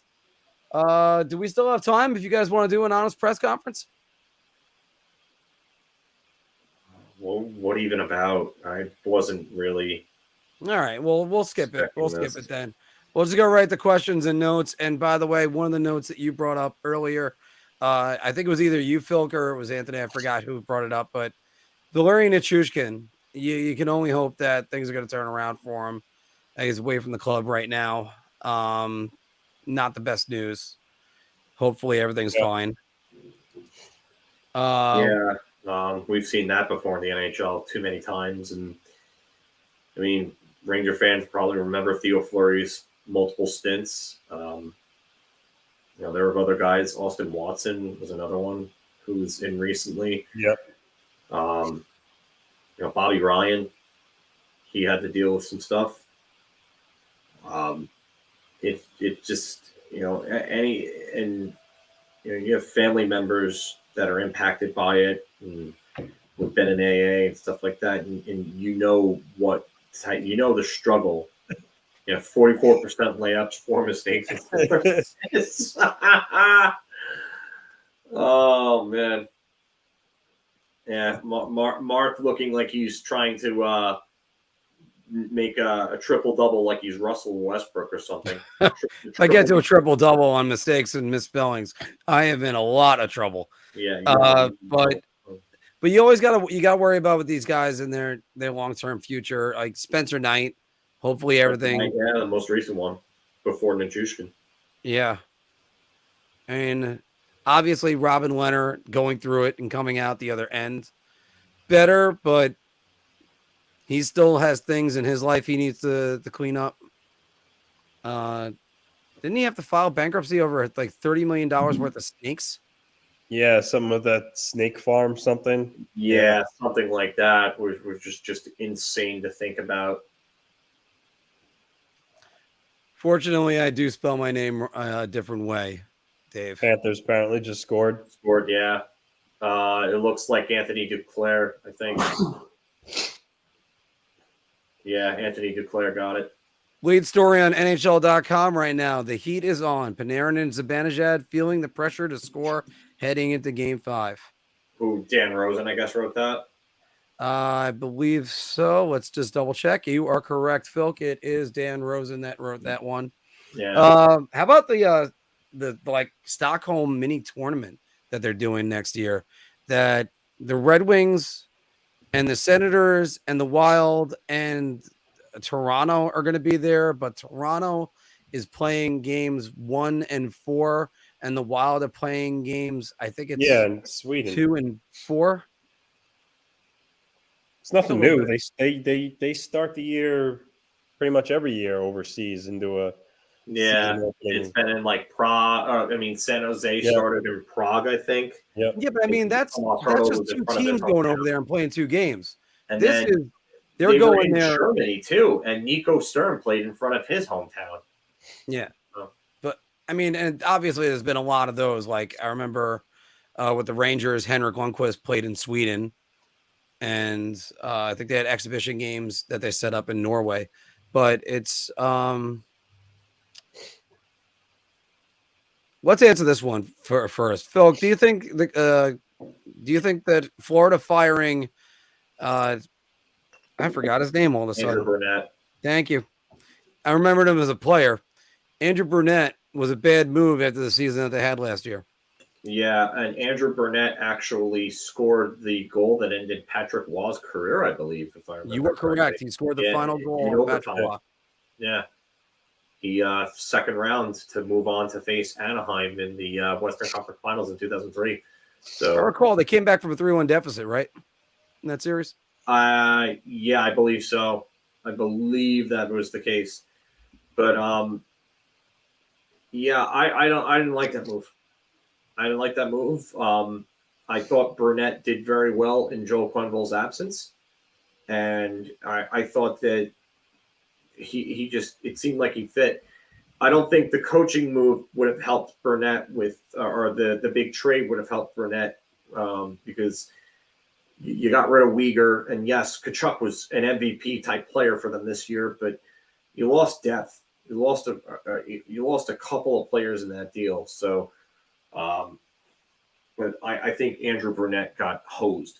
He really got hosed. That was the first time, the only time that Florida had ever won the President's Trophy, and they get ousted by a team that was a two-time defending champion. Yeah, and I get it. It was a trouncing. It was a sweep. It wasn't good. But why are you giving this guy, 1.5 years or something like that, and then just all of a sudden just kicking him to the curb? Like, it, to me, just doesn't make sense. Maybe something happened in the back, and maybe the reason why was that he wanted to keep Huberdeau, and management wanted to move on from Huberdeau because they didn't like Huberdeau's playoff performances. So that might be part of it, if you ask me. Anthony, what do you think about them going away from Brunette and going to Paul Maurice? I mean, I get it. Paul Maurice is a more established veteran coach. He's not a great one. Yeah, I guess but they just felt that, because remember, Burnett took over for Quenneville, and I guess maybe it was a situation where they knew Burnett wasn't going to be their guy going forward, and they saw a chance to make a switch, and they did. But actually, Thanks. Thought he was, but I so wasn't he in the news recently? He got a DWI. I think he's been away from the team since then. Yeah. I mean, I don't have any issues with the move they made personally. I do have to question it because, and I think we had the conversation about this last year, that they could stay with him only if they're willing to kind of fall back a little bit. If your goal was to win the Stanley Cup, you might need a veteran coach. I don't think Paul Maurice was the answer on that either. It's just, it's just, I can't help but look at this and just say, if you went forward with them and you didn't win the cup, then I think you could go forward with them and maybe he learns more on another year. I know a lot of guys are saying I'm perfectly fine with moving on from Brett and Trouba. Trouba's not going anywhere until 2024, guys. That's kind of what that's going to be. And also, I just don't see Artemi Panarin doing it, because the way that I'll say this guy came to a rebuilding team. Now this team has a shot to win the cup. He's not leaving. Good luck trying to get rid of him, and buying him out would be even worse. Yeah, I mean, they could try to move him. The thing is, I don't know how many teams can take on his cap hit at 11, and the ones that can, he probably has no interest in going to. And if you, so yeah, I mean, I don't know, I don't know. The Rangers have to jump through a lot of hoops to make that happen. First, getting him to waive his no movement clause, and then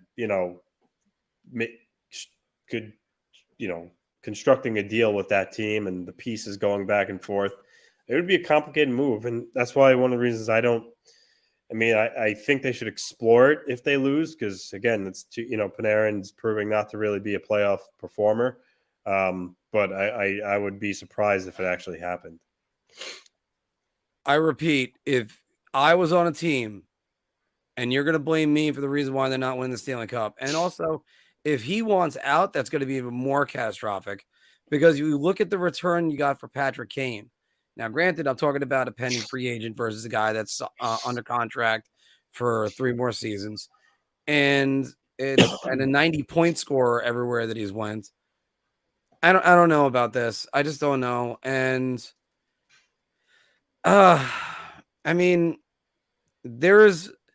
I'm not looking forward to the Rangers offseason, because I think that they're going to have to answer some difficult questions. If they're all holding a Stanley Cup, that's fine.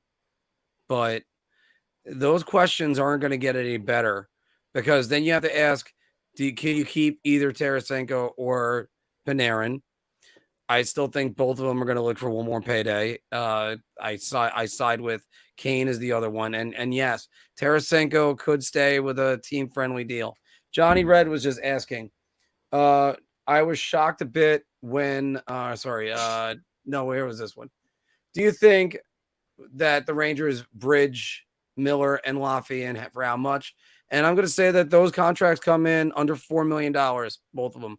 I'll say Lafreniere might get to 2.5. Give him the Kakko contract.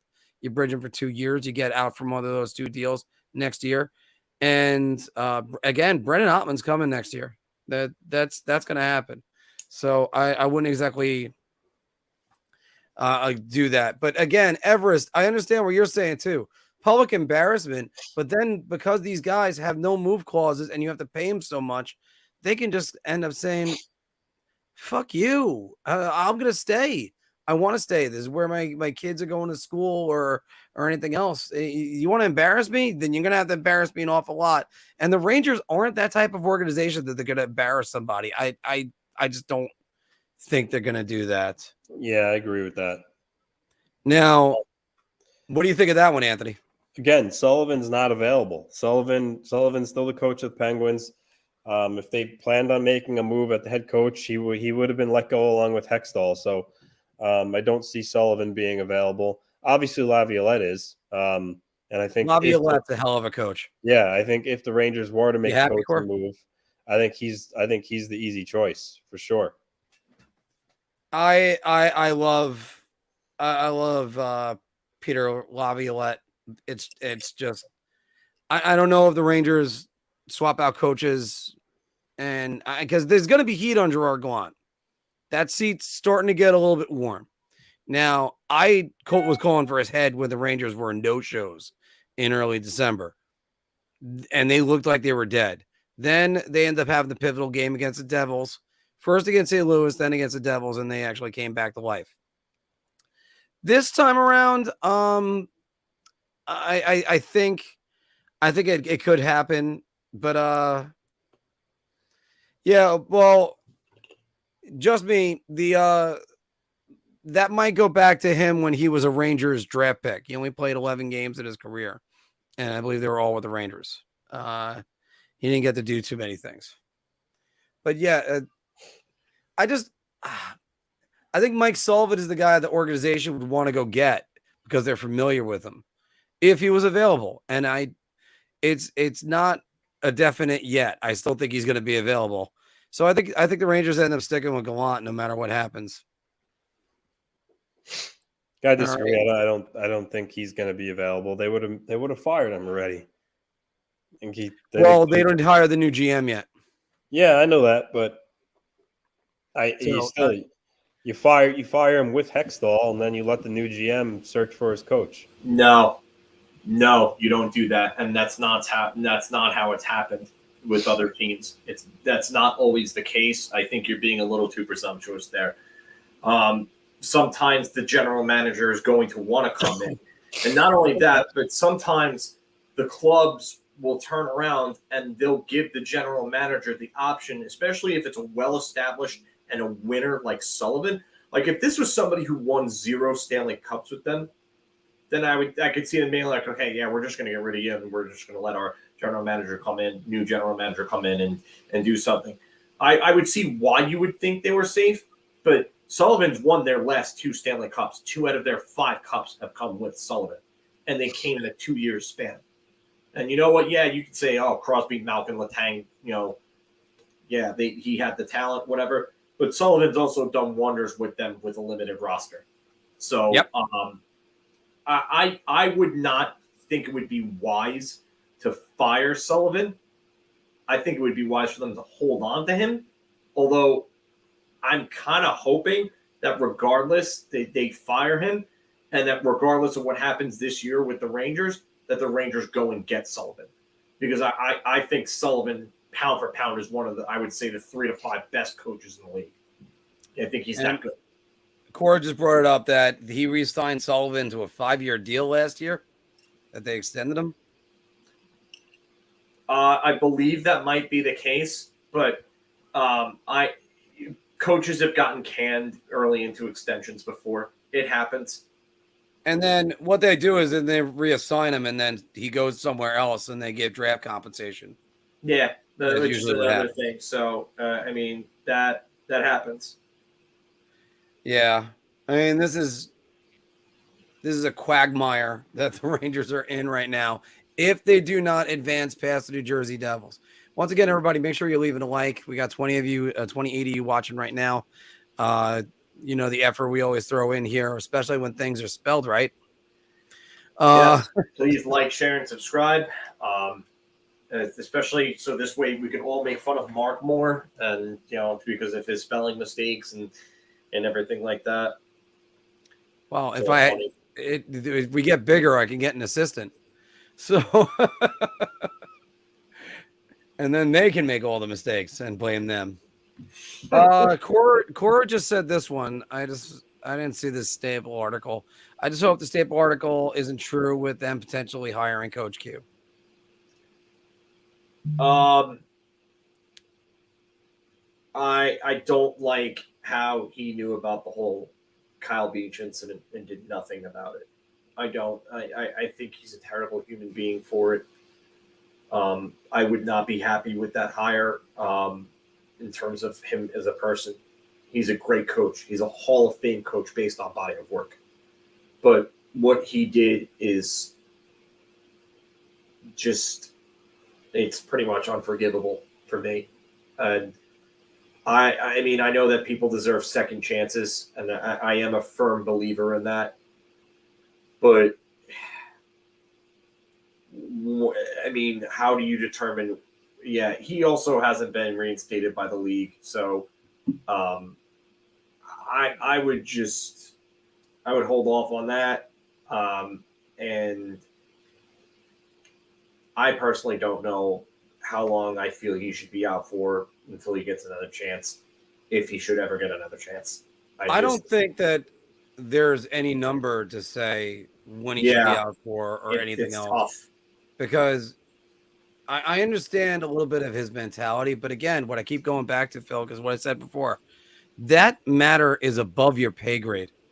If you're telling me something happened with a player and they came out with that accusation, you don't mess around. You go right to authorities and not just say, well, the video review coach or conditioning coach, whatever the hell he was. Yeah, I listen. I totally agree that that's something that police should be involved in. Like any type of sexual harassment in any type of office that's when you start filing police reports. He covered it for a very long time. I mean, the whole organization did. So it's not like he was the only one that was covering it. But, if you know about something like that, yeah, that's just, it's reprehensible and deranged to cover something like that, especially for, and it doesn't matter who it's for, but like a video review coach, like. Yeah. Talking about the most expendable person on the team. That's like, not that I condone it, but like if it was one of the players, then especially like a star player, then I would see why they would be doing it, even though, again, I don't condone it. it makes more sense as to why they would do that at that point. But for someone so low in the totem pole, but I mean, I'm just gonna cut myself off there because this Yeah, because we also don't want to get too far into that because we just don't know covered that ad nauseum, and it's just it's a terrible situation, and thankfully justice was dealt, and hopefully Kyle Beach can live a normal life, because that's just, it's terrible thinking about that these guys were still out there for 10 plus years after this all happened. So, and that they let it go on to somebody else. Yeah. That afterwards with the middle school team or what happened with that was just, how do you recommend that guy? How do you? No, you don't. It's just that simple. Yeah. But you don't. I'm gonna go to Johnny's comment here. I mean, if your team has a bunch of mentally soft players, and that's kind of what I was alluding to before, Johnny. Like I mean, you're right in a sense that it might not matter, but you're also wrong in the sense that a hard ass like a Keenan or someone like that or Tortorella can't help whip those guys into shape. And if you ever watched the Road to Victory, the 1994 Stanley Cup video for the Rangers, all the commentary about Keenan coming in after Roger Nielsen got fired, it was like, oh God, here comes the Black Plague. Here comes death himself, Mike Keenan, because he was the death of all of the fun and all the hands off, because that's how Nielsen was as coach. He was a player's coach. Everybody loved Roger Nielsen. Everybody loved him. All of his stops, including his last stop in Philadelphia, he was loved. But you cannot, and I mean you cannot sit there and say that a disciplinarian like Keenan wouldn't help with a leadership group like this that seems to be very, very soft. I just don't know where the disciplinarian is anymore. They're not bringing back John Tortorella. That's for sure. No, he's with Philly. He's already been fired twice from them, so that's not going to happen. Yeah. Well, not renewed one time, I believe, and fired the second time. But I mean, it's just I also look at teams like, say, for instance, in the 2006 Carolina Hurricanes weren't exactly the most mentally strong team. I mean, you had Brindamore, you had Glenn Wesley, Marc Recchi. I mean, Doug Waite was on that team. Yeah, I was about to say they had a good veteran group. And Recchi was a proven winner. Yeah, Recchi had won a Stanley Cup in '91 with Pittsburgh. He was a winner. Which people forget. He wasn't there for two of them. No, he wasn't there for the second one. He was traded for Rick Hakkinen at the '92 deadline. But he was. I mean, that's the thing. It's just you had Carolina had guys like Glenn Wesley had been through wars. Rod Brindamore had been to a Stanley Cup final. Corey Stillman, he didn't win with Tampa. No, actually, I think he did win with Tampa in 24. It was Václav Prospal, Vinny Prospal, who missed that team. Yeah. So Corey Stillman won in 2004 with Tampa and then followed the cup the next year with Carolina. He was a winner, and he was a big part of both of those teams. Corey Stillman. He had 80 points for the 04 Lightning. Then he had 76, and he had 26 points in 25 games for the 2006 Carolina Hurricanes. Doug Waite had been through wars in the playoffs. Never went to a Stanley Cup final before that, but they had some good players. They Yeah. And they had a stronger leadership group, like Aaron Ward. He won multiple Stanley Cups in Detroit. That's another one to forget about. But you do have to think, and we said it before when we did the final buzzer last Thursday. Andre Palat's over there giving his veteran advice that Lindy Ruff was definitely trying to figure out ways to break the Rangers defensively, and it looks like he did. And yes, he is a good coach.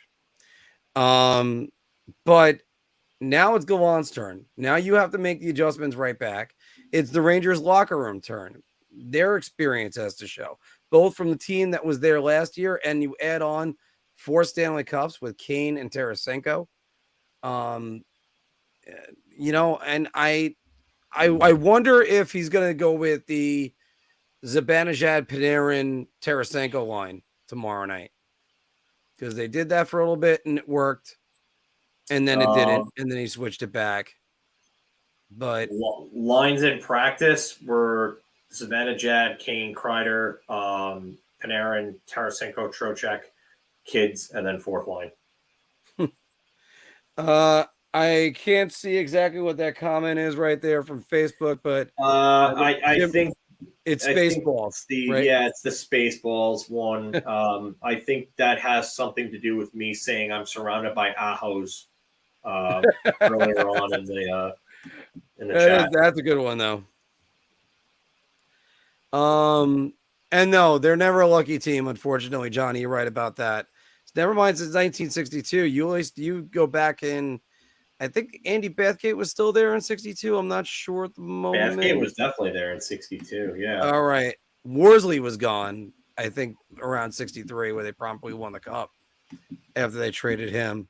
So I mean, it's just they're not exactly a lucky team, but things can go right. And I do think if the Rangers win this, win or lose, this might be going 7. I think it's very likely going 7. Yeah, Bathgate got traded in the 64 season to Toronto. Yeah. Yeah. His career wasn't the same after that. After he left New York, he was just never the same player. He was a hell of a player. Yeah, he was. He was a hell of a MVP, player. Hart Trophy winner in 59, 40 goals and 88 points. That was a huge season for a 70-game season back then. And for a guy to do that with the Rangers that didn't have the talent, say, for instance, Montreal Canadiens, Toronto Maple Leafs. No. The recruiting rule was still in full effect back then. Yeah, there were the Homestead rules and the, if you look at this team, I mean, all right, so Red And by the way, Phil, they're asking right here, Bathgate won the cup in 67 with Toronto, the last pre-expansion cup. Is that right? Yeah. So Toronto, the 66, 67 cup was the last pre-expansion cup. The expansion class happened in 67, 68. That was their first year. And that's when the scoring started going up big time, because these teams the original 6 were punching holes basically in the expansion teams, and St. Louis made the Stanley Cup Finals 3 years in a row because they were a Scotty Bowman coach team, and they were the best team of the expansion group at the time. And I believe the captain on that team was Al Arbor. That's correct. So yeah, I would have to say probably the Johnny, for you, your young heart was probably broken worse when Jean Rattel broke his leg, because Jean Rattel 72, yeah, 72. Rangers probably win. All right. Well, I lost Philk right there, so I don't think that there's going to be much more that's going to go out of tonight, unless I get it back in a minute. Let me just riff for a minute, so I still got you guys. Once again, check out SeatGeek if you guys are going to the game or any game. Go for the Mets. Go for everything. He's done.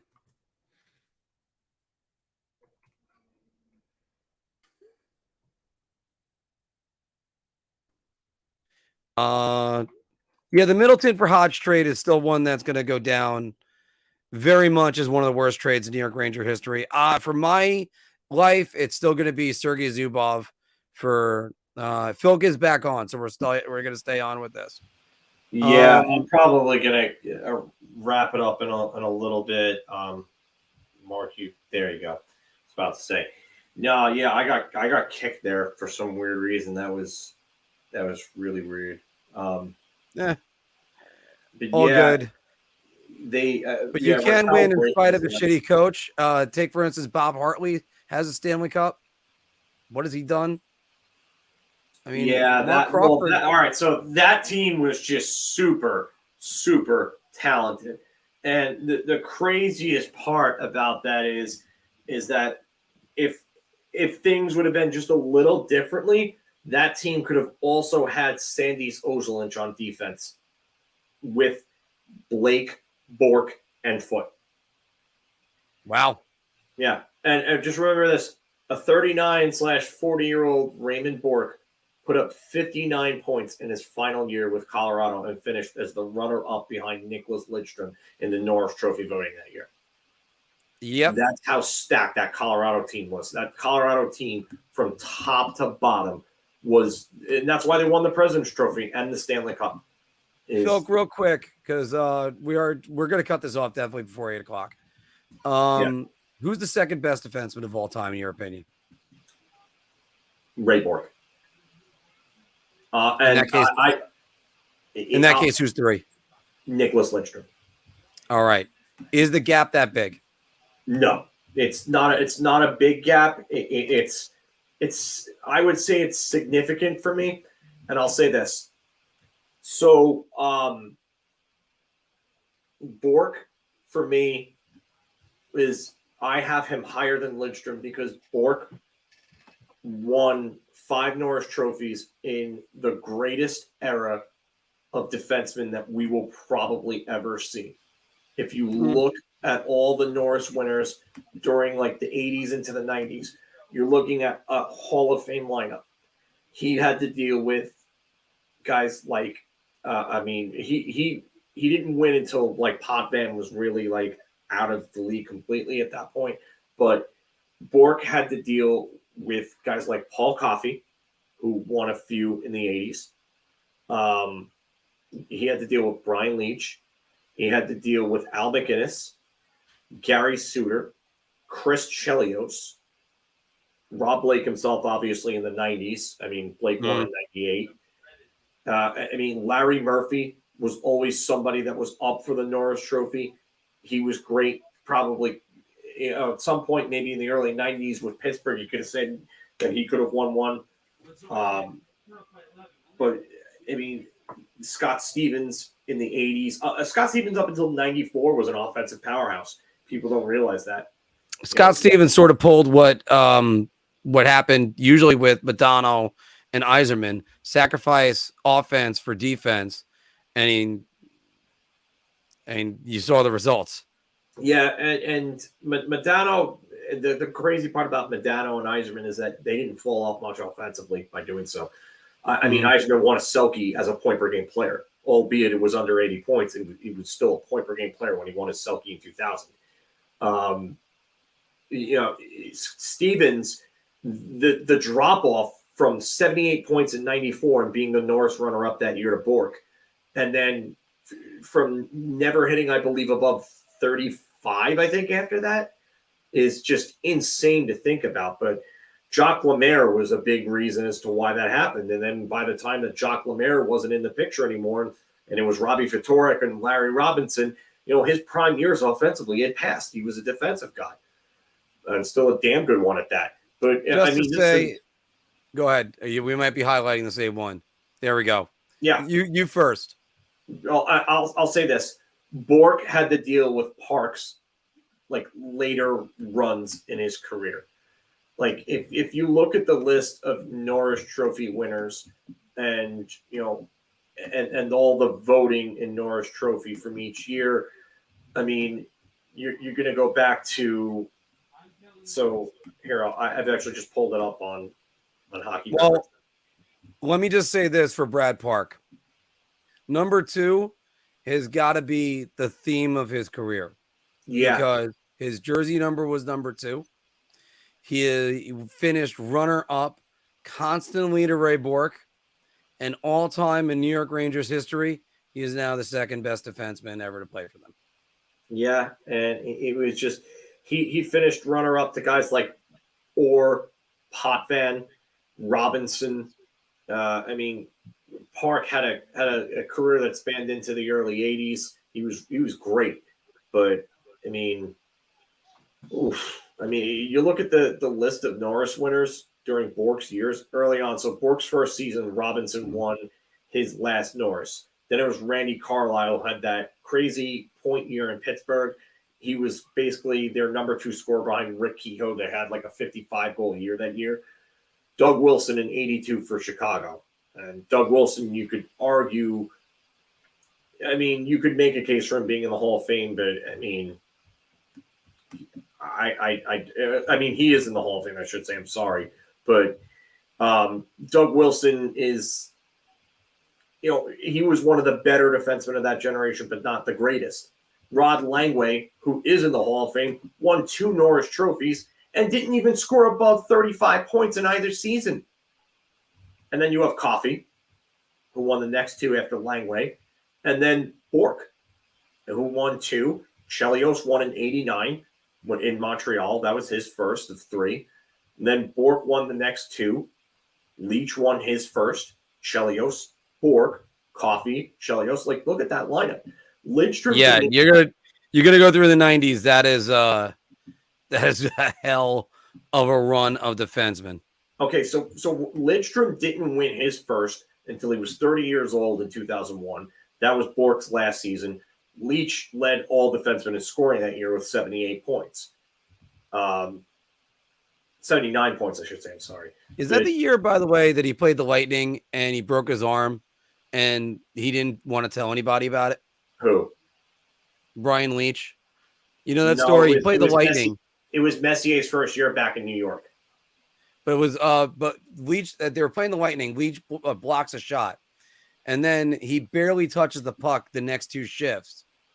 And I think it was finally, I want to say it was Ron Lowe walks up to him and just says, "You break your arm on that?" Yeah, I didn't want to tell anybody. You know what? I never heard that story, but it wouldn't surprise me. Yeah. Because Leach had, I mean, I remember Leach blocked a shot and I believe broke his ankle. And I remember him, I think it was in 03, I think it was when he did it. I think it was against Buffalo. He blocked a shot and broke his ankle and tried to come back and play on a broken ankle. So, I mean, Leach was just somebody who just knew how to play through injuries and play through pain. But, yeah, so the 2000s, though, was really like – so I want to highlight the voting itself for, like, each of these seasons, and you'll get a grip as to what I'm, like, going through. So yeah, go into the share screen. how do I do that? Go to share. Go to present or present, I should say. Present.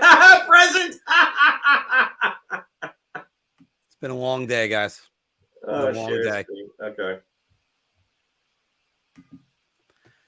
And you should say window or tab. Just usually do a tab. It's easier. Yeah. Oh, this Okay. is yeah. And then I could take that from here. Then I'll just go to add to stream, and I'll bring that up right away. Okay, so let's do. All right, so I'm trying to go to Lidstrom, but it to me it's the difference in quality of competition. So Lidstrom was the Norris runner-up in 2000 to Pronger. He was the Norris runner-up for 3 years before that. So they recognize his greatness. But, I mean, let's see here, the voting. It's bringing me back to this screen. Where's the screen with the voting? Okay, there it is. Yeah, so now you can go award by award. Okay, so 2002, his runner-up was his 40-year-old Chris Chelios teammate, and then Rob. I believe it was his defense partner. Yeah, it was his defense partner. And they were the President's Trophy winner, Cup winner that year, that crazy 9 Hall of Famer team that they had. And then the next year, 2003, I mean, you go down and you look at some of these guys that are competing with him. McGinnis, 39 years old. Darian Hatcher, Sergei Gonchar. Rob Blake still technically exiting his prime years. Ed Jovanovski is a bit of a surprise because Jovanovski, 2003, 2004, those pre-04-05 lockout, those couple of years in Vancouver, he was really good. I watched a lot of Vancouver, and he was really good offensively. He just was not a great defenseman. Okay, so then Chara in 04, this is where Chara is really starting to break out. Pronger, he was healthy in 04 with St. Louis. Brian McCabe, Adrian Aucoin, and then Lidstrom didn't win it that year. He was 6th in voting, but Niedermeyer won it because the Devils were really not a great team in 04. Stevens missed actually almost all that year and then basically retired. I actually saw Marc Malik was in the Norris Trophy voting. Yeah, he led the NHL in plus minus in 03-04. Yeah, that's how when everybody wants to point to plus minus, just say Marc Malik led it 1 year. And then look, Scott Niedermeyer, 33, Lidstrom, 36. It's funny that Niedermeyer is actually younger than Lidstrom. Pronger with Anaheim. I mean, Dan Boyle, Kima Timonen. I mean, these are not quality names that he was winning the Norris Trophy over, what? You actually might convince me to move it down. I just think his numbers, he always was. He was always just the best defenseman in the league. But you know what? All right, I'm gonna have to go Bork over him. I mean, I'm not trying to convince anybody of anything. That's just my perspective on it. I mean, who was his competition? Like McInnes was out of his prime. Chelios was out of his prime. I mean, and there's just not a lot of quality Hall of Fame defensemen like Zdeno Chara. Okay, and then in his later years, Lidstrom, Shea Weber. I mean, yeah. I mean, it's just, to me, Bork winning 5 in that generation of defensemen is more impressive than Lidstrom winning 6 and 7 years. I mean, I'm sorry. It is for me. All right. Well, like I said, because I got a friend of mine, my friend John, who runs all things Islanders. He keeps yelling at me because I was steadfast on Lidstrom, but you know what? We just broke that down. I gotta go with Lidstrom after Bork. And so the best 2 all time were basically Bruins. And then the one that impresses me with Lidstrom was his final one, his 2011 one. Like, he was still that dominant at age 40 and scored 60 points and won the Norris Trophy. Like, just still that good of a two-way defenseman at that age. That one impresses me more than any of his other ones. By the way, I hope Anthony is still listening right now. Anthony, give me an indication. I forgot I had a trivia question for you, but I'll give you one to Phil right now for this one.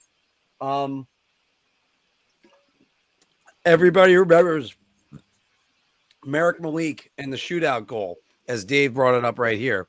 NHL shootout legend Marc Malik. I think I might know what question you're about to ask. He scored the game-winning goal. The Rangers had to tie that shootout. I know exactly who scored this. Who scored the game-tying goal? The same guy who scored the very first goal that season, Jason Strudwick. Yep. Do you remember who put the Capitals ahead before Strudwick had to tie it? I forget completely. Name that not many people are going to remember, but Brian Muir. Yeah, I don't remember Ryan Muir. I can tell you that. Ryan. I know it.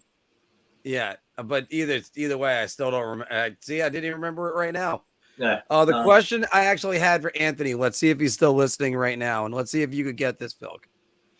In 2016, the Islanders beat the Florida Panthers behind 3 overtime game winners.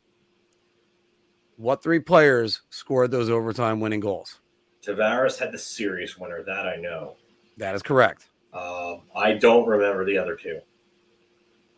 See, I forgot to ask Anthony. Oh, and Anthony just caved out. He just left. He probably left because I said Tavares. I'll tell you this. Oh, wait. I do have. That's another sound. I've actually got to go because my food just got here. I'm sorry. Oh, okay. All right. Well, I'll give you the other 2. You ready? Yeah. Hickey It is Thomas Hickey, right? Yeah. Yeah, Thomas. And in Game 5, Alan Quine. Oh God, I do remember that now because I remember saying that Florida let him score a goal. And, yeah, and also, by the way, when it comes to Tavares, Islander fans, Do not speak his name. Yeah. And there we go. All right. I'm out. I will see you all later. Take care. Yeah, everybody. go on Let's out. Lakers. And gotta play bye-bye. Go get your food, Phil. All right. I'm gonna be getting dinner myself shortly and get going. I got a long day of golf tomorrow. These new lights, I kind of like these new lights. I think they're actually working pretty good. Thanks everybody again for joining us. 26 of you guys are still here with us. We babbled on some nonsense. I didn't even see what the score is in Florida right now. It's still 1-0 Panthers. And lastly, also, I keep saying it all the time. I got 26 of you right now. Make sure you're leaving us a like, please. Because we desperately need to appease the algorithm. All right. Everybody, thanks very much.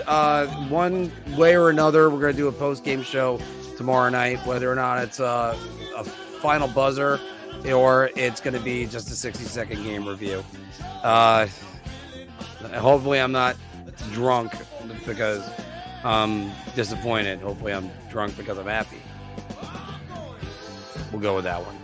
All right. Everybody, thank you very much for joining us for Big Apple Hockey today, and we will see you tomorrow.